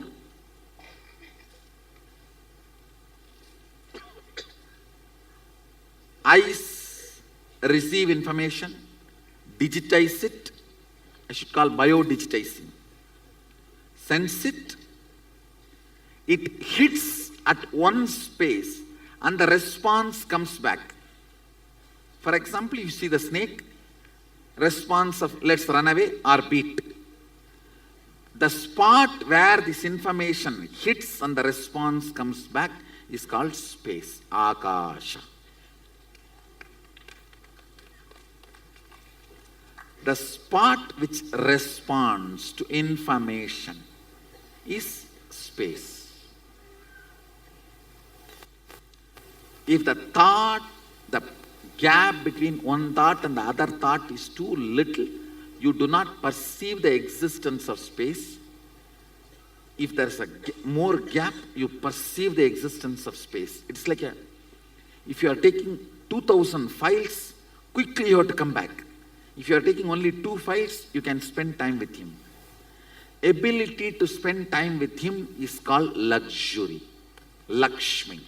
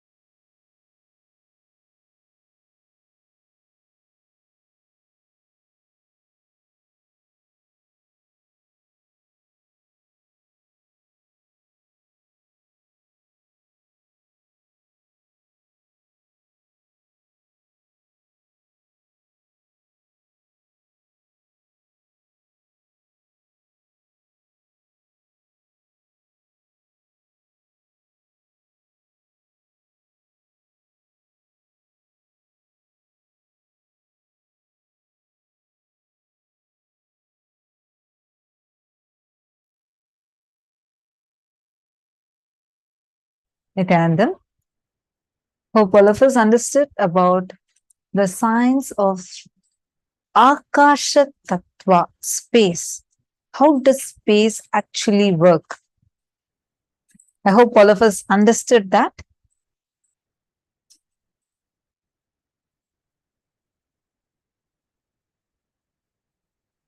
Actually, like how Swamiji was mentioning in this, that's the way we all talk in Gurukul. In Gurukul, we avoid using I, me, my, and no, not. That's for now for the programs. That's the way we are talking. Otherwise, our normal language that we talk would be avoid knowing, avoid wanting, zero. Like we avoid saying no, not. Because even in that level, negativity should avoid entering us. So it's actually a different language. It'll feel like it's called a Sat Bhasha. And that's the way how we talk in Gurukul. See, how many of you understood how the space actually operates? How many of you understand that how Akasha, the inner space inside of you, operates? The words, why are the words so important? Why do you think that the words that we use inside ourselves are so important? I request you all to take a few minutes and post your understanding from this session. Like, Actually, I just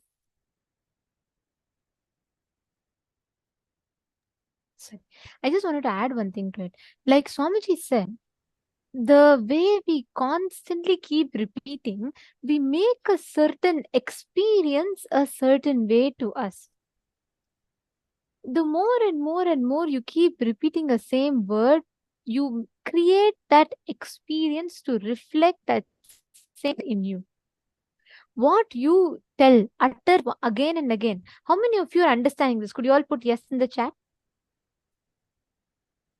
And all those who are listening, can I request everyone to please put yes in the chat? If you are listening, you can put yes, I am listening in the chat.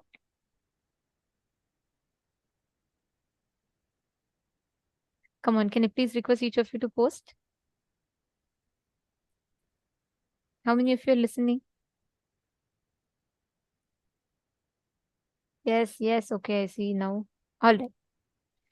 See, if you notice, look back in your life, so many situations in life, just the word you utter, because of continuously uttering a certain word, you give that experience to yourself. There's a small story.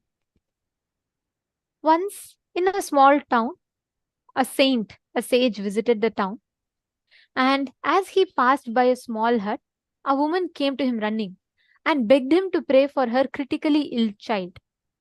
And since the saint was very new to the town, a whole group gathered around him, and people are all curious to see what, will he be able to do anything?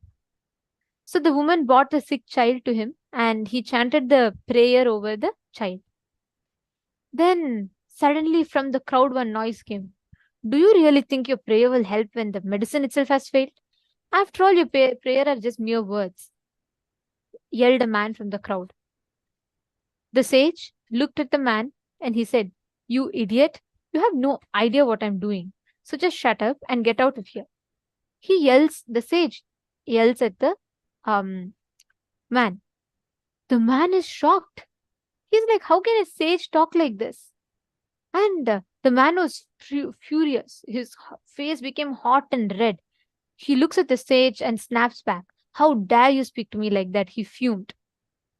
The sage smiled calmly and responded, Well, if one word has the power to make you so furious, why can't another word have the power to heal this child? The saint asked with a smile. The man realizes and falls at the feet of that enlightened master. Understand, be careful what words you use, because what is the height of your anger and the depth of your guilt are one and the same. Understand, listen to this very carefully. The height of your anger and the depth of your guilt are one and the same. Swamiji tells anger is a double-edged sword. How much ever, like whatever is the height of the anger, the depth of the guilt will be the same. That's why after you hurt another person, that anger turns as guilt inwards. So many times we very casually utter words. We say, "Oh God, I can't bear with all this. Hell with it." All these words that you keep uttering. Many times we say, "Oh, just I want to go away from all of this. I just want to escape and get away from all of this and sit with myself. I can't bear all this." Then understand that is the experience you are giving. The more and more you utter that word, that becomes an experience. If you keep uttering a certain word, you will actually experience that as a reality. Every moment you constantly utter a certain word, life reflects that only as a reality to you. Many times I have noticed whenever I carry a certain word, which will not even be my original experience, but I'll keep on repeating it so many times, and I'll end up having that as my incompletion. The words have power over you. What words you give, what words you utter towards a certain experience, how it will become. That's how the experience will be. Are you all catching it? How many of you have had this experience where you utter some word for a certain experience and then you end up having that as your experience in life?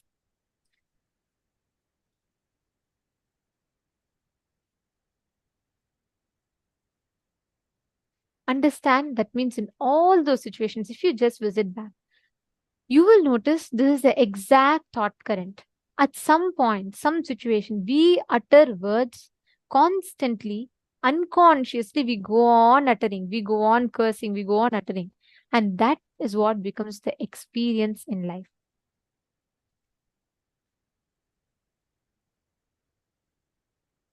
Every time we consciously create the experiences like this.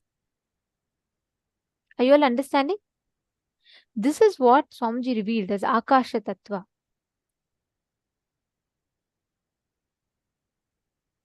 Our words, the moment we utter a word, two objects strike, sound is generated, right? Take your hands, clap. What's happening? Two objects strike each other, sound is generated. When thought hits the space, reality is generated. Understand, every thought you carry matters. Every thought you carry matters. You can impact, influence, change the space and change your reality by changing the space. You have that power. Okay, see a question. How does the cognition that words create our experience to the cognition that we create what we believe?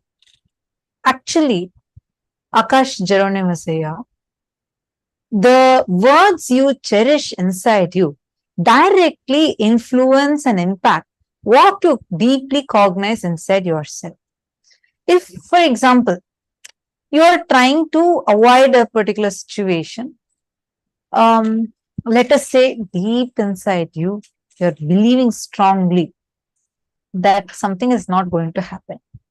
But you go on uttering in your inside you as words, and just outside to encourage people or to encourage yourself, you keep uttering, oh, this will definitely happen, this will definitely happen. But at the same time, you're also cherishing the words inside you that it is not going to happen. When we say words uttering to yourself, it's not just what you talk, it's also what you hold inside of you.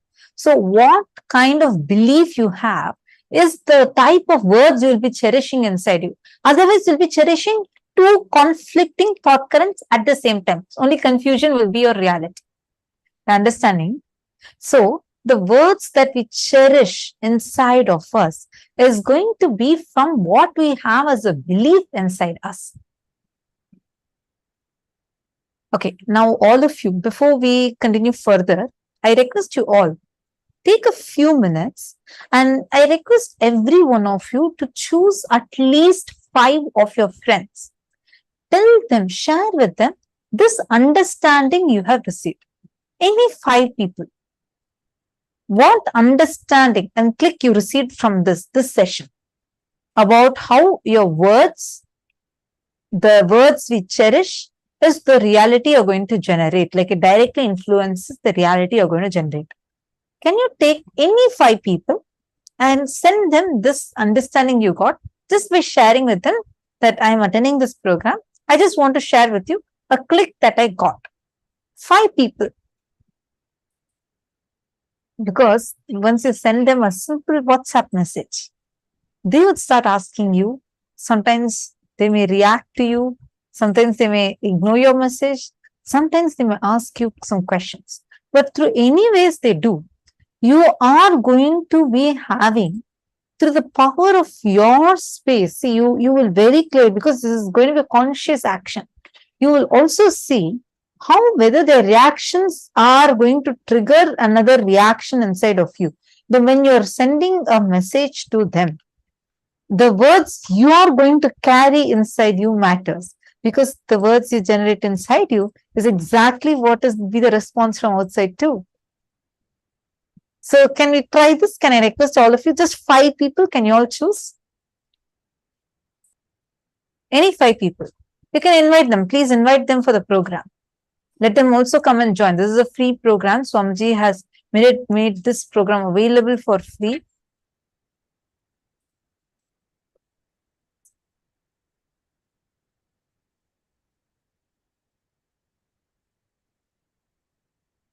Akasha Tattva, Pavanaya, Akasha Tattva is not the same as the element of space as we know it.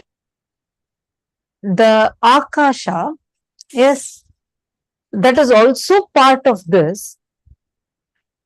Vyoma is different. Akasha is different.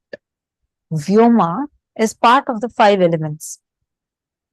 Prithvi, Apa, like that we have read, earth, water, Prithvi, Apa, Agni, Vayu, and Akasha.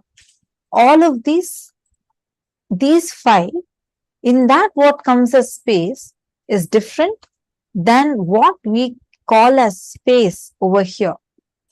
It is not just a physical element alone, though that physical element is also a part of Akasha. But Akasha itself is not just Vyoma. Vyoma is part of Akasha. In Pancha Bhootas, what comes as the 5th element is only Vyoma. It's not Akasha. We use the words interchangeably, but that is only an element. It's not consisting of the whole Akasha. It's one element of Akasha. Why I'm saying this is, you had mentioned saying, it's like Akasha Tattva is the element that makes this possible. Akasha Tattva, what we are learning, is the principle of space. How exactly, like unit of space. Swamiji is just expanding to us about unit of space, how space functions. So when you understand the unit, you will understand how the whole Akasha functions. Knowing that, you will be able to manifest powers like ability to influence the situations, ability to play with the space dimension. All that will become a part of your, like a power that you will be having and radiating. Actually, just I wanted to add another answer to Akash Chiranamasaya's answer. Actually, see, Swamiji tells what we are, how you cognize yourself. You are nothing but a bunch of words. What words you cherish about yourself? All of us carry certain words about us. Good, bad, right, wrong is different, but we all carry certain words. We all think, we all have different words or way we cherish inside ourselves. Based on the words you cherish, you cognize you, and based on the words you cherish towards others cognize you the same way. There's a very beautiful story for this.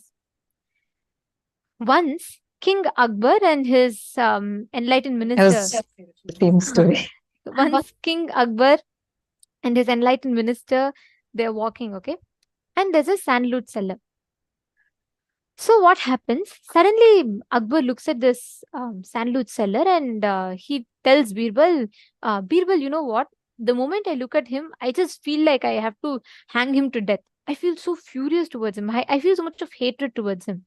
I don't know why. I don't know what is even happening. Birbal patiently listens to it. They walk by, and about a week or two later, again Akbar comes. Akbar and Birbal is walking, and then again Akbar happens to see the same sandalwood seller. He looks at that man. He says, Birbal, it's so strange, isn't it? This time I feel so happy. Like I feel like I just want to go give him a hug. I feel so much of love towards him. I don't know why.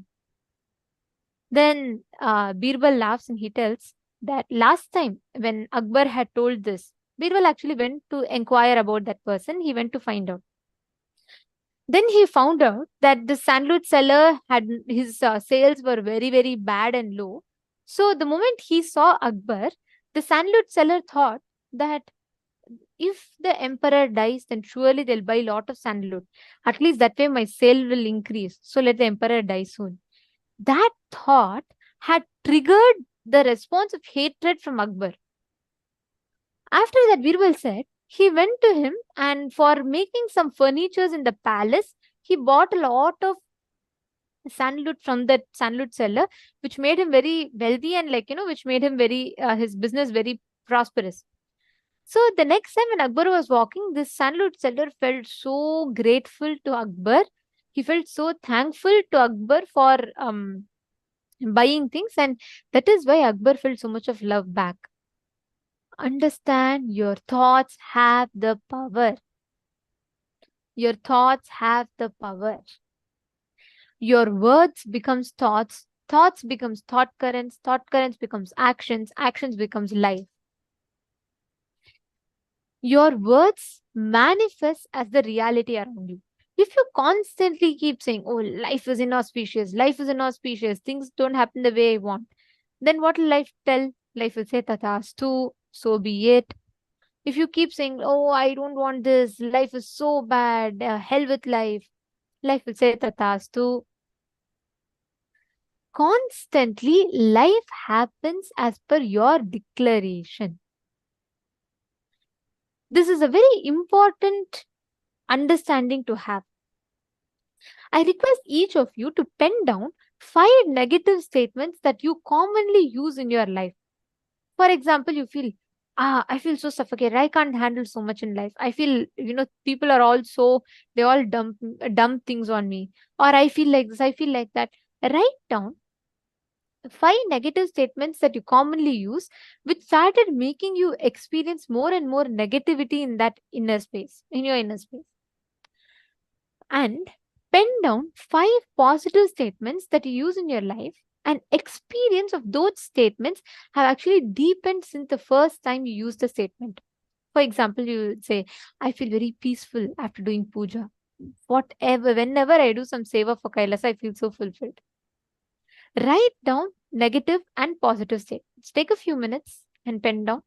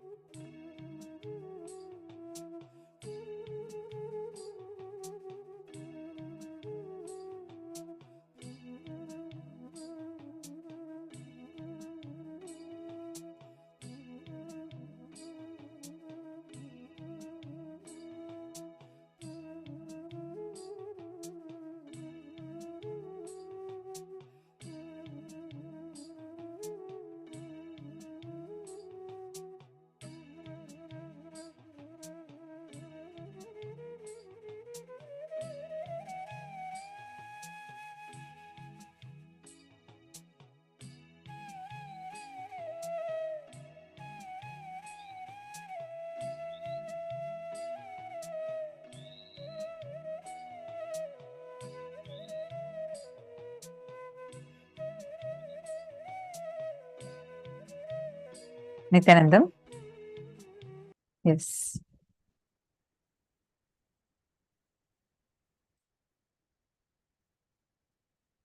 Okay, I read your question. Pavanaya, you have asked a pretty long question. Is going to be reading, like just giving a gist of what your question is. Pavanaya, can I request you to be on camera? Your participation is good. And would really appreciate if you are on camera, continuously be on camera. And that will also help you to like be much more involved and experience more in the program. Okay. It's a very long message. I'm trying to make it short. So I read your understand. So I read your message. So your basic question is whether, so I'm taking one by one and I'm going to answer your questions. The first question you're asking is how to draw a line on playing with Akasha. Like, is there something right or wrong, like in playing with Akasha Tattva? Because as you also mentioned that you feel like you have a pattern saying you do not want to do anything wrong. So even if that is going to stop you from manifesting powers. First thing, understand. This is a difference between siddhis and shaktis. What we are manifesting are shaktis. In siddhis, the power is manifesting in you because of some tapas you have done. The tapas, the sadhana that you have done is awakening certain powers in you, which is what is making you manifest the power that is called as a siddhi. Like, for example, you will see the reference of this in, do you know the story of Vyada Gita? This is one story how one rishi is actually, one guy is meditating and at one point he gets enlightenment and suddenly he sees like he's in such intense space. He looks up at a bird that disturbs his penance. He just looks at it. The bird reduces to ashes. So he gets so egoistic and then he starts feeling like he has achieved something great. And he starts going, so he is now hungry. And he goes to beg for alms. He sees a lady, he goes to a house and he asks saying like, I Bhiksham Dehi, give me some Bhiksha. So when he is asking for alms, the lady inside replies telling, wait. This guy is waiting and he starts getting so agitated. He's like, how can she tell me to wait? He's getting really impatient. From the time I came, 2 minutes have passed. She's still not here to serve me. He's getting really angry. And then after some time, so he's thinking already inside himself. He's like, does this lady even know who I am? Does she have any respect for who I am? And for this one thing, she is making me wait for so long. The lady comes back after 10-15 minutes. She comes back and she says, straight, she looks at him and says, don't think I'm going to burn like how you burned those two birds. This guy is shaken. He didn't tell about this incident to anybody. And at once, that ego that is there boiling in him just collapses. And he asks her, oh Devi, who are you? How did you know that I had just burnt the two birds with power of my penance? She says, the only integrity that I have is, my God is my husband, and I was serving him. And because of that chastity, the power had automatically awakened in me, and that's how I know. And she actually says that to know exactly how I know about this, you should meet someone. You should meet my master. He will give you this experience. This guy is delighted. He's like, okay, it's master. And he asks, who's your master? Where he is? She says, she shows the pathway and she says, go there and you will see a butcher shop. Go and ask there, and that guy who is there as a butcher, he will give you the enlightenment. He is shocked. How? What? A butcher? I have done penance for so long. I've done so much sadhana. A butcher is going to give me enlightenment? See, and then he goes, he meets there, and then that person tells how he's unclutched with the action he's doing, and how because his very dharma is to serve his parents, because of which enlightenment itself came to him. So it's a very beautiful story. And the Gita he gives is called as Vyada Gita. In this, if you see the power that this person, when he is meditating, the Rishi, as he is meditating, the power to burn the birds that manifested was a Siddhi. Siddhi does not come with intelligence because it is in the path of your enlightenment. You are doing your sadhana, whereas Shakti is different. Shakti comes with the fundamental cognition of oneness. I am Paramashiva. When that I am Paramashiva manifests, it's not out of your ego, arrogance, none of those. Power manifestation does not happen with that. It is when the power manifestation happens inside of you in a very powerful way. Because of the initiation from the Guru, he transmits his very enlightenment to you. And from that space of enlightenment you are manifesting, that is called as Shakti. Here, you are not manifesting any power as a Siddhi. You are understanding, Ayya? So you don't need to worry about doing something wrong. Moment you start manifesting a power, even if you think that something is wrong is going to happen, you will automatically have the intelligence not to do it. So you just focus on doing the power manifestation, automatically you will have the right intelligence to do the right thing and manifest it the right way.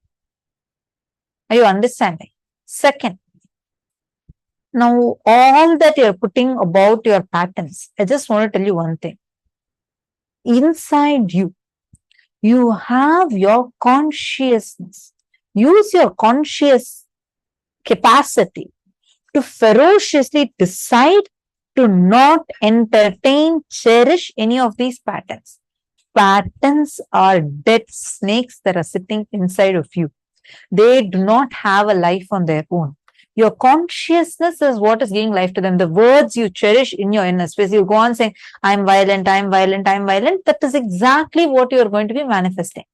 But just try changing the word. When I say change the word, changing the word inside of you.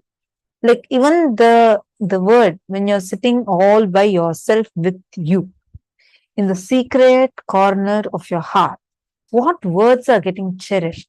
Change that. Then your inner space will become Chidambara, where Nataraja dances. Your inner space can either be filled with the words like violence, anger, all of that, or it can become the Chidambaram, where Nataraja dances. What do you want your inner space to be is in your hands.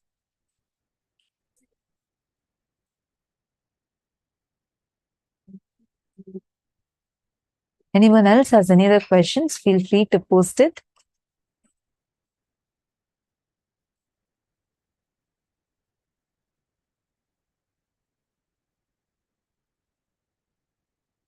What if your thoughts clashes with someone else's negative thoughts?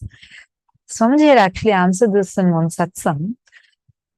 Nobody's space can influence you if you are establishing your space in consciousness.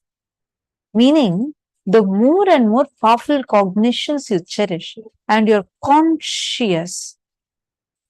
Hey, many times we even understand that certain incompletions are there in us only because we are conscious. How? When the moon shines with its own light, it reveals its blind spots, its dark spots, correct? How many of you have seen moon has dark spots on it? How do we see the dark spots? By moon shining itself, am I right? Its very light is showing its dark spots. Same way, the more conscious you become, the blind spots in you will be clearly visible. If you start becoming conscious of it and do the completion process with those thoughts, any other lower energy, negative thought currents will not be able to influence you. Someone else's negative thoughts cannot influence you. But if you are unconscious, definitely it will have an impact over you. Swamiji says, see, if someone is having flu near you, what do? Immediately we try to protect ourselves, right? You cover yourself, try to move away. Thoughts are more infectious even than common cold. It's very infectious. You can easily catch someone else's thought currents even without you realizing. So you need to be conscious of it. Completion process really, really helps you a lot with it. And also, see, in addition to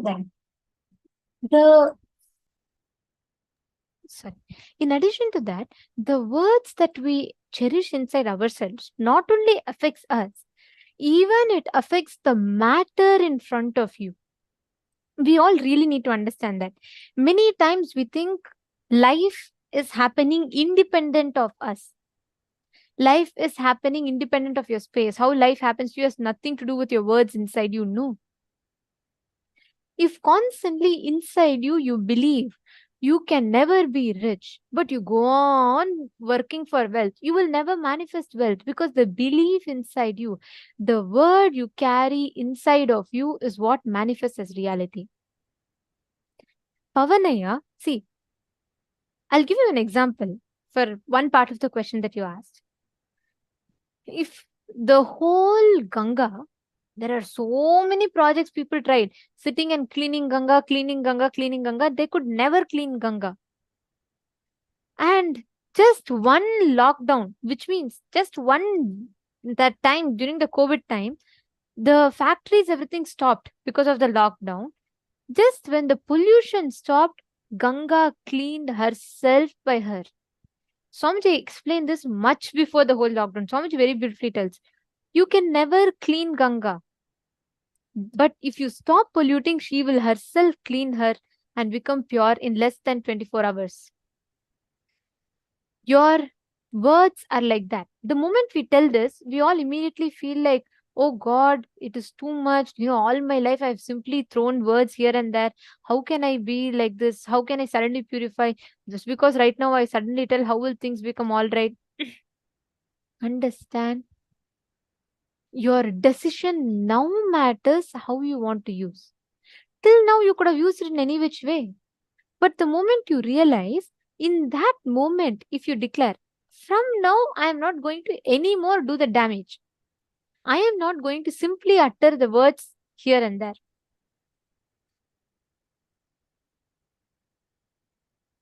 That one decision is powerful enough for you to create the reality as you want in life.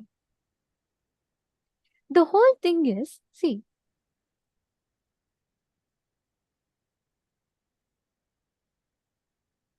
okay, Pavana, I'm just reading the different messages that you have put. Just if you cognize this with one awareness, one decision, if you decide, okay, I am not going to entertain any more non-integrity with my words. Right now, that one decision can change the way you relate to reality itself. The way life occurs to you itself will completely change. Constantly, because you are giving that label to reality, you perceive life like that. See, Vinutha Nagaraj, the same answer applies to you also. You're saying, Ma, I'm feeling agitated, irritated, and angry since I started program. Is it because I'm releasing something? Any tips on what I can do to manage this effect? Two things. One is when your pattern comes out, actually, it's the deep cleansing that is happening. If you notice, you will suddenly feel so relaxed every time after you do the completion. All these patterns are removed from you, and the whole completion process will happen. But again, once again, for you and for Pavanaya both, if you look at life, let's say, for example, I give you a purple specs. You wear a purple frame specs. You go and look at a white wall. Will you see the white wall as white? No, right? You will see the white wall with the shade of purple. The whole reality in front of you will be purple. It'll be with a shade of purple. Because nothing is wrong with reality. You are looking at the reality with the lens, the purple frame. What do? You put a purple glass, but you go and see a red rose, you say, oh God, why is the red rose not red? It's supposed to be red, why is it purple? Then you declare, life is wrong. All this while I have been cheated. People told rose is red, but to me it's appearing purple. You go to the white wall and you see even that is purple. Then you go on thinking people are conspiring against you.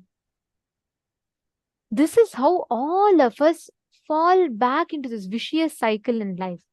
The reality has nothing to do. It is just a reflection of what you are seeing it as. The same situation for some people will be like a joy. They'll be like, oh my God. For some people, the same situation will be like a curse on their head. What word you go on repeating, that is what reality will reflect in front of you as. Nothing else. This is the law of life. What is a constant word you go on uttering, go on repeating? That is what you will see as reality. Understanding? I just want to add, Ma Vinutha Nagaraj, one thing I just want to tell you. The moment you asked, actually, this is the one thing I got in my third eye. Take neem juice and haritaki every day. The toxins are getting released, and you need to hydrate yourself more. Don't think it is psychological, it is physical. Attend to it as a physical issue. Don't beat yourself up thinking you're becoming some, there are so many patterns in you. No. Fortunately, with the blessings of Swamiji, I'm seeing those are getting as a physical thing. Ma. It's not psychological for you. It's more physical. So just start having neem juice every morning. Neem juice is not neem grinded with water. It's actually neem.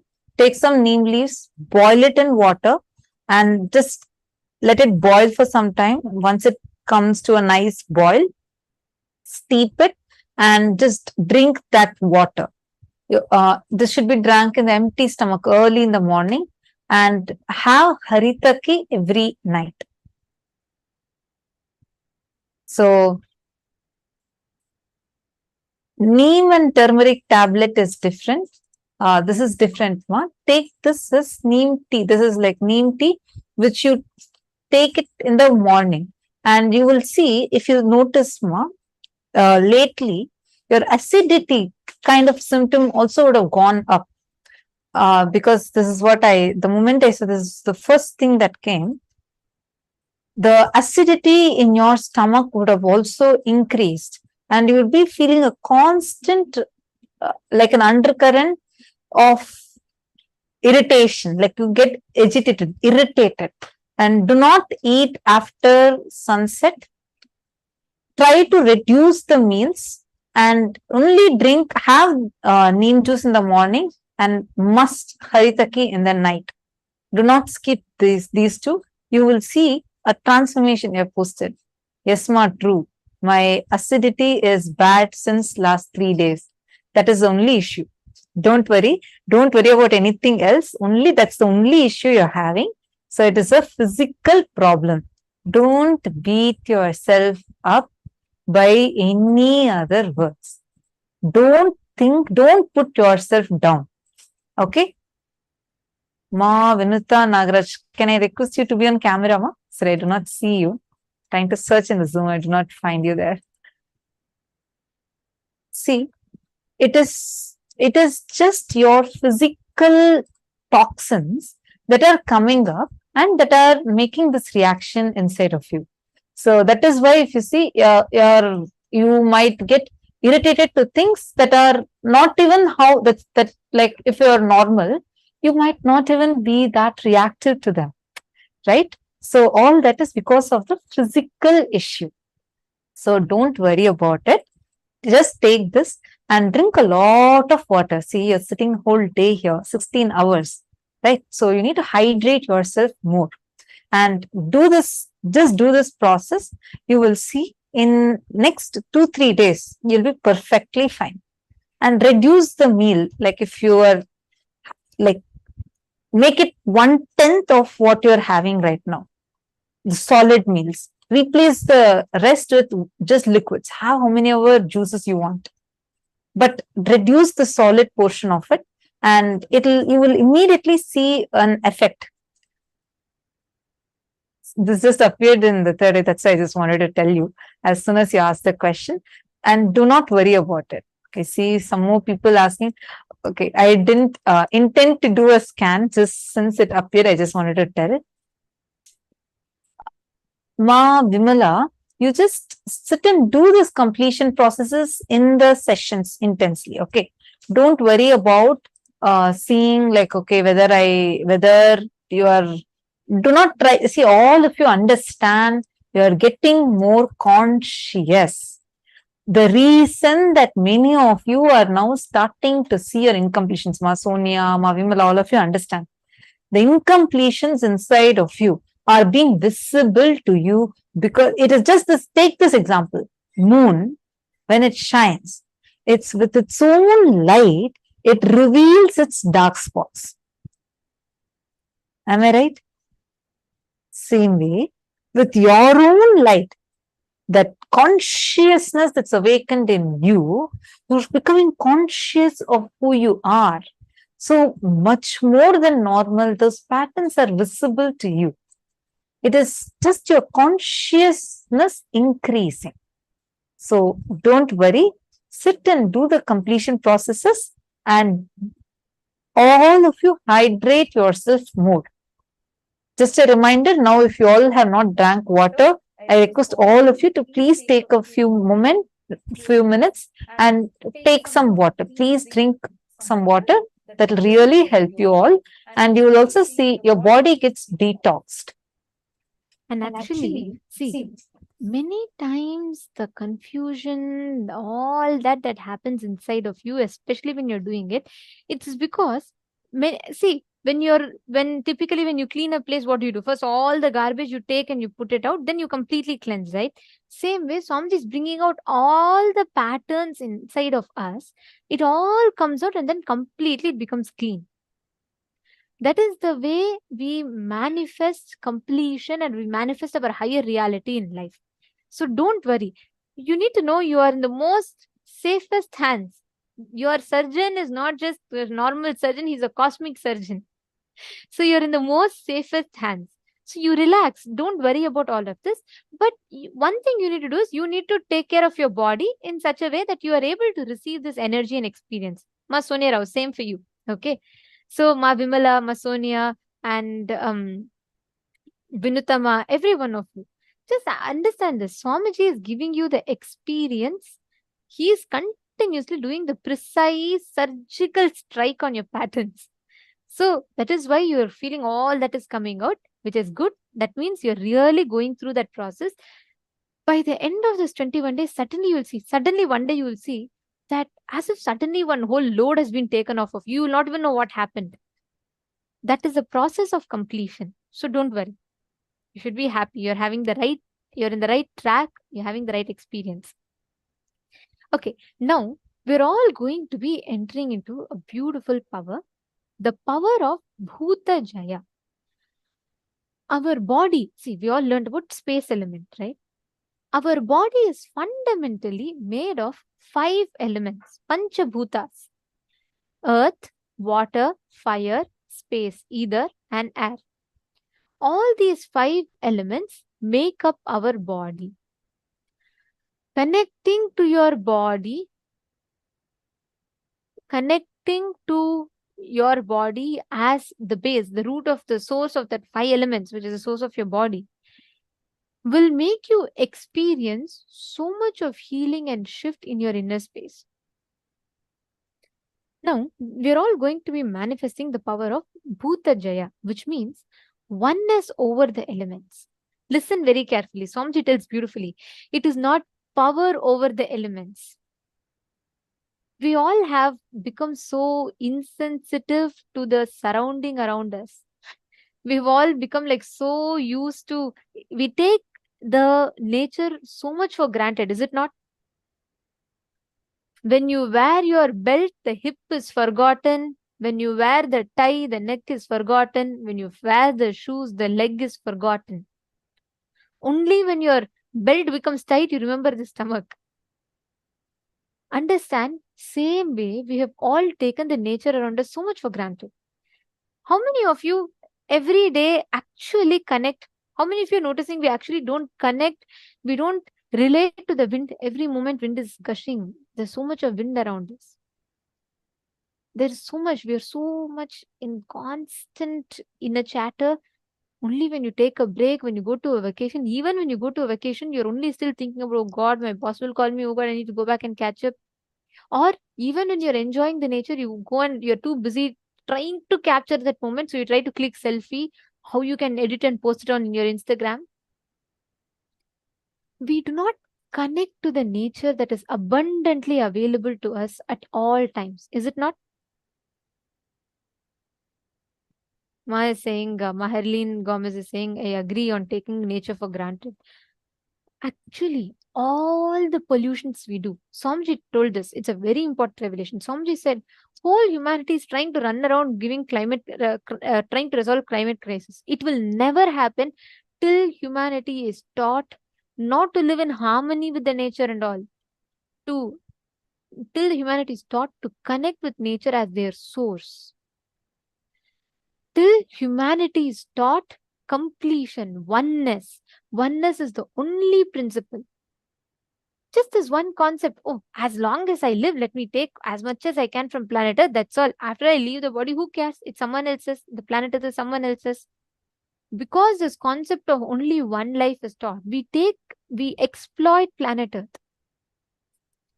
But in Hinduism, see, everything is worshipped as God. To add sacredness to anything, we just declare that as mother. That's all. To make water sacred, we just call it as Ganga Mata, Devi Ganga. To make food sacred, we just declare food is Annapurani, Devi Annapurani. To make fire sacred, we declared fire as Agni Devata. To make cow sacred, we declared as Gomata, mother, cow. To make education sacred, we declare education as Saraswati. To make power sacred, we declared power as Durga. To make wealth sacred, we declare wealth as Lakshmi. The very thought current in Hinduism is so beautifully established, you cannot take anything for granted. You will, that's why they say, if you kick a book, you are directly kicking Saraswati. That's why you're not supposed to touch the book with the leg. You're not supposed to waste the food. Why? It's Annapurani. You're not supposed to take money for granted or use it for wrong purpose. Why? It is Lakshmi. Everything is taught so beautifully. Bhumi, you can never take Mother Earth for granted because she is Bhumi Devi. But somehow we all lost touch. We all got this disconnect. And now we're all living in a place where even to enjoy nature, people go to Google and see nature and watch nature pictures. We are so busy. Even when you go for a vacation, you're not enjoying that. You instead try taking selfie, try making reels, try doing this and that to capture that moment. Swamiji very beautifully tells, you can never have power over the nature. your ability to express oneness over the nature, your ability to express oneness with the nature. That is the way reality manifests. As long as you try to grab the nature, you will never have nature manifest what you want for you. Understand, first and foremost lesson to manifest any power is not power over others, power is oneness over others. Unfortunately, our unconscious mind always tends to think naturally you will be pushed to manipulate, to control. Manipulation is not manifestation. That is the difference between black magic and white magic. Black magic is manipulation. Power is not black magic. Power, you can never manipulate something. Try. You can never manipulate anyone with powers. Power comes from ultimate non-violence. Even with manipulation, you can try controlling nature. It will be very short span of time. You will read so many Puranas and all. Suddenly you will see some Asura will win over 3 worlds, some Asura will have control over the whole universe. But it will give you, manipulation will give you, but for a short span of time. After some time, nature will just simply one, you can think, oh, Vayudeva, come on, listen to me. Simply one wind, if he blows hard, that's all, you will fly away. Understand? Every time you try to play with the wind, either stopping or agitating or aggravating with the mood of oneness, you will gain more and more power with the wind. When actually realize this, when you experience tremendous friendliness, when you just connect to the wind element, you will suddenly see wind will start revealing more and more secrets about himself to you. It will start revealing. Actually, you will see Vayudeva, Swamiji tells beautifully, Vayudeva will sit with you and confess to you. He will sit and talk to you. He'll say, Hanuman was my son. See, I gave birth to him. This is what happened. This kid is so powerful that he went and tried to swallow the sun, and I have to go and meditate to get him back. He will sit and tell all his secrets to you. Swamiji tells, whenever Swamiji goes to a place, there's a very beautiful incident. Swamiji told that when Swamiji was traveling in his Parivrajaka, there was an elephant mahout. So he was, when Swamiji was talking, like Swamiji was walking in the forest, at that time Swamiji realized that the same place where elephants are walking, the grass, they're heavy animals, like they're 1,000 kgs, like they're much 10 times heavier than human beings, 100 times probably heavier than human beings. But have you ever noticed where all the animals like lion, elephant, all walking the forest, they will never leave a trail. Means grass will still continue to grow on the place.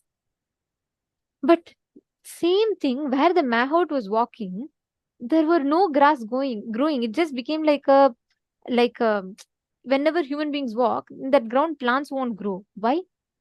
Swamiji beautifully revealed how we are all fundamentally in disconnect with nature. If you see Swamiji walking, right, you will feel like as if he's floating. You will not actually see Swamiji walking. You will actually see Swamiji will just be floating. He'll be so much in oneness. Even him putting his leg on plant will not harm the plant. Of course, Swamiji will never do that. I'm just saying that is oneness over the nature. Paramashiva explains this whole science of enlightenment and manifesting the experience of powers. The first understanding is power is not a power. It is only a confirmation of your oneness with that object. For example, if you're able to stop the wind or make the rain shower, it is not your power over the wind or your power over the rain. It is your oneness over the wind. It is your oneness over the rain. This is the preliminary lesson for the manifestation. Because if you start believing if the wind listens to you, let's say you command, you say wind stop. If the wind stops, you will become egoistic and arrogant. But when wind stops, if you instead see it as oneness, you will suddenly feel so much of love and friendliness. You'll feel like, oh my God, wind is listening to me. He's my friend. Because friend means who are exploring the deeper sides of each other continuously. who are exploring the beautiful sides of each other continuously is a friend. This is what Swamiji defines as a friend. How many of you want to build that friendliness with nature?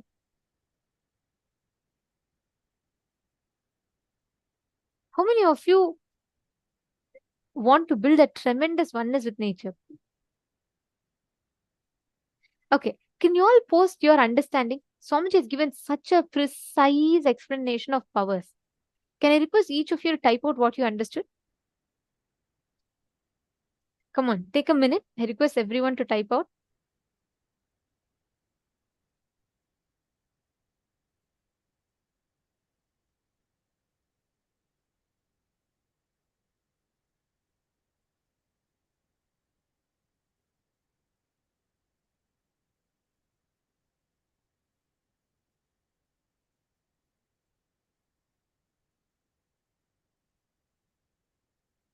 What did you all understand? Because this is very important. Having this right understanding is very important for us to manifest these powers. Mavinutha Nagaraj has posted, when you are one with universe, the creation, you can make things happen just like how you use your hand. Beautiful.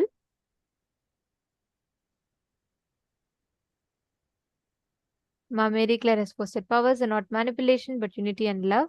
Beautiful. Come on, each of you post your understandings. Every one of you post what you understood.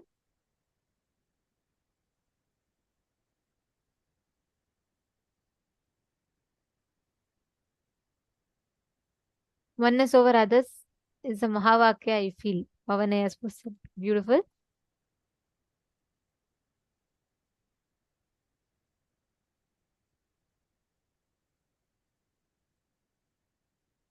NT has posted, wow, me. Okay, you want to manifest. Surely you will do it. See, if you just connect with the nature, simply you will manifest the reality. It will very easily happen. The whole experience will so beautifully start flowing through you. Just declare that space of oneness. Now, I request each of you to take a few minutes. You are just going to sit and connect. Okay? You're just going to sit and connect with the wind. Don't try to say, oh, come on, wind, I connected with you, now move. Nothing. He will not move. He will not even move from that place. In fact, even if he's blowing, he will stop blowing. Understand? Don't try to dictate. Just try to connect with it. Just experience that sweet friendliness. Suddenly experience how that whole space opens up. Experience, just connect with it. Ma Karin Shivnadar, you're asking what if people don't want to be friends? No, I'm not even talking about people. First, start connecting with nature. Start connecting with the nature around you. Just fill yourself with love. Just sit now. Connect to the wind. Today, this is the power we're all manifesting. Power over the 5 elements. Oneness with the 5 elements of nature. Connect intensely to it and beautifully see how the whole manifestation starts happening in you. Sit now. I request every one of you to actually, if your daytime or nighttime is also fine, just go see the sky, connect with the wind, take a few minutes and really become one. Establish oneness over the wind.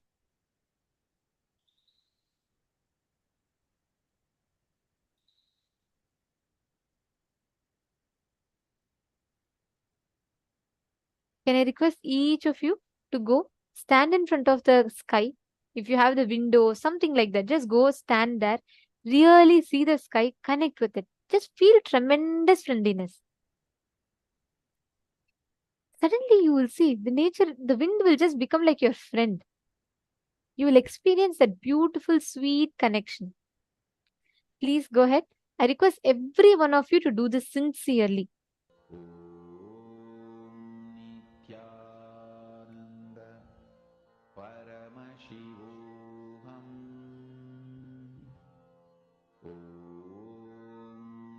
Nithyananda Paramashivoham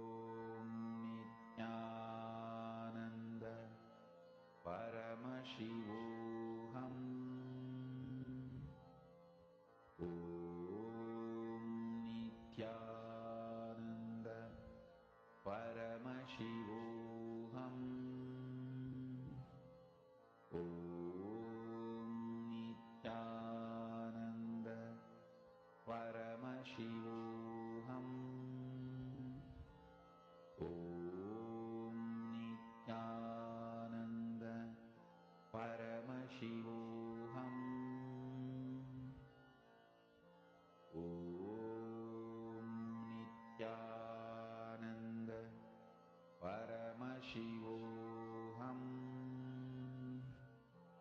Om Nithyananda Paramashivoham. Mahavakya, spiritual lullaby for samadhi. And Suprabhatam, wake up call, wake up song for Paramashiva. This Mahavakya is spiritual lullaby for you to fall into samadhi.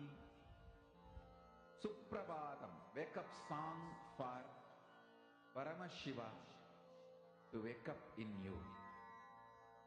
Just remember this one powerful cognition. This Mahavakya puts me in samadhi.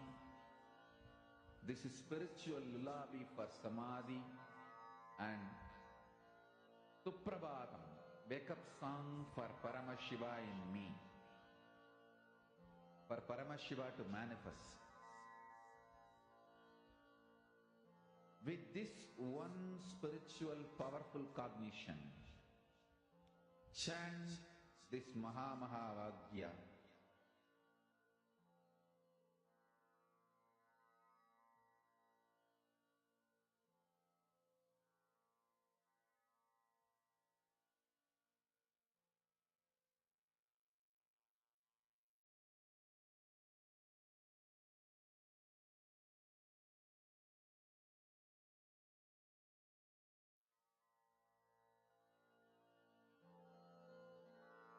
Mahavakya, spiritual lullaby for samadhi. And Suprabhatam, wake up call, wake up song for Paramashiva. For Paramashiva to manifest. With this one spiritual powerful cognition, chant this Mahavakya. Om Nithyananda Paramashivoham. Om Nithyananda Paramashivoham. Om Nithyananda Paramashivoham. Om Nithyananda Paramashivoham. Om Nithyananda Paramashivoham. Om Nithyananda Paramashivoham. Om Nithyananda Paramashivoham. Om Nithyananda Paramashivoham. Om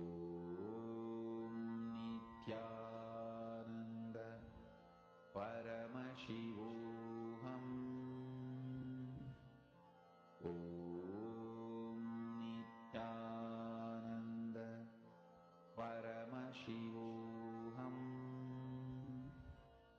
Om Nithyananda Paramashivoham.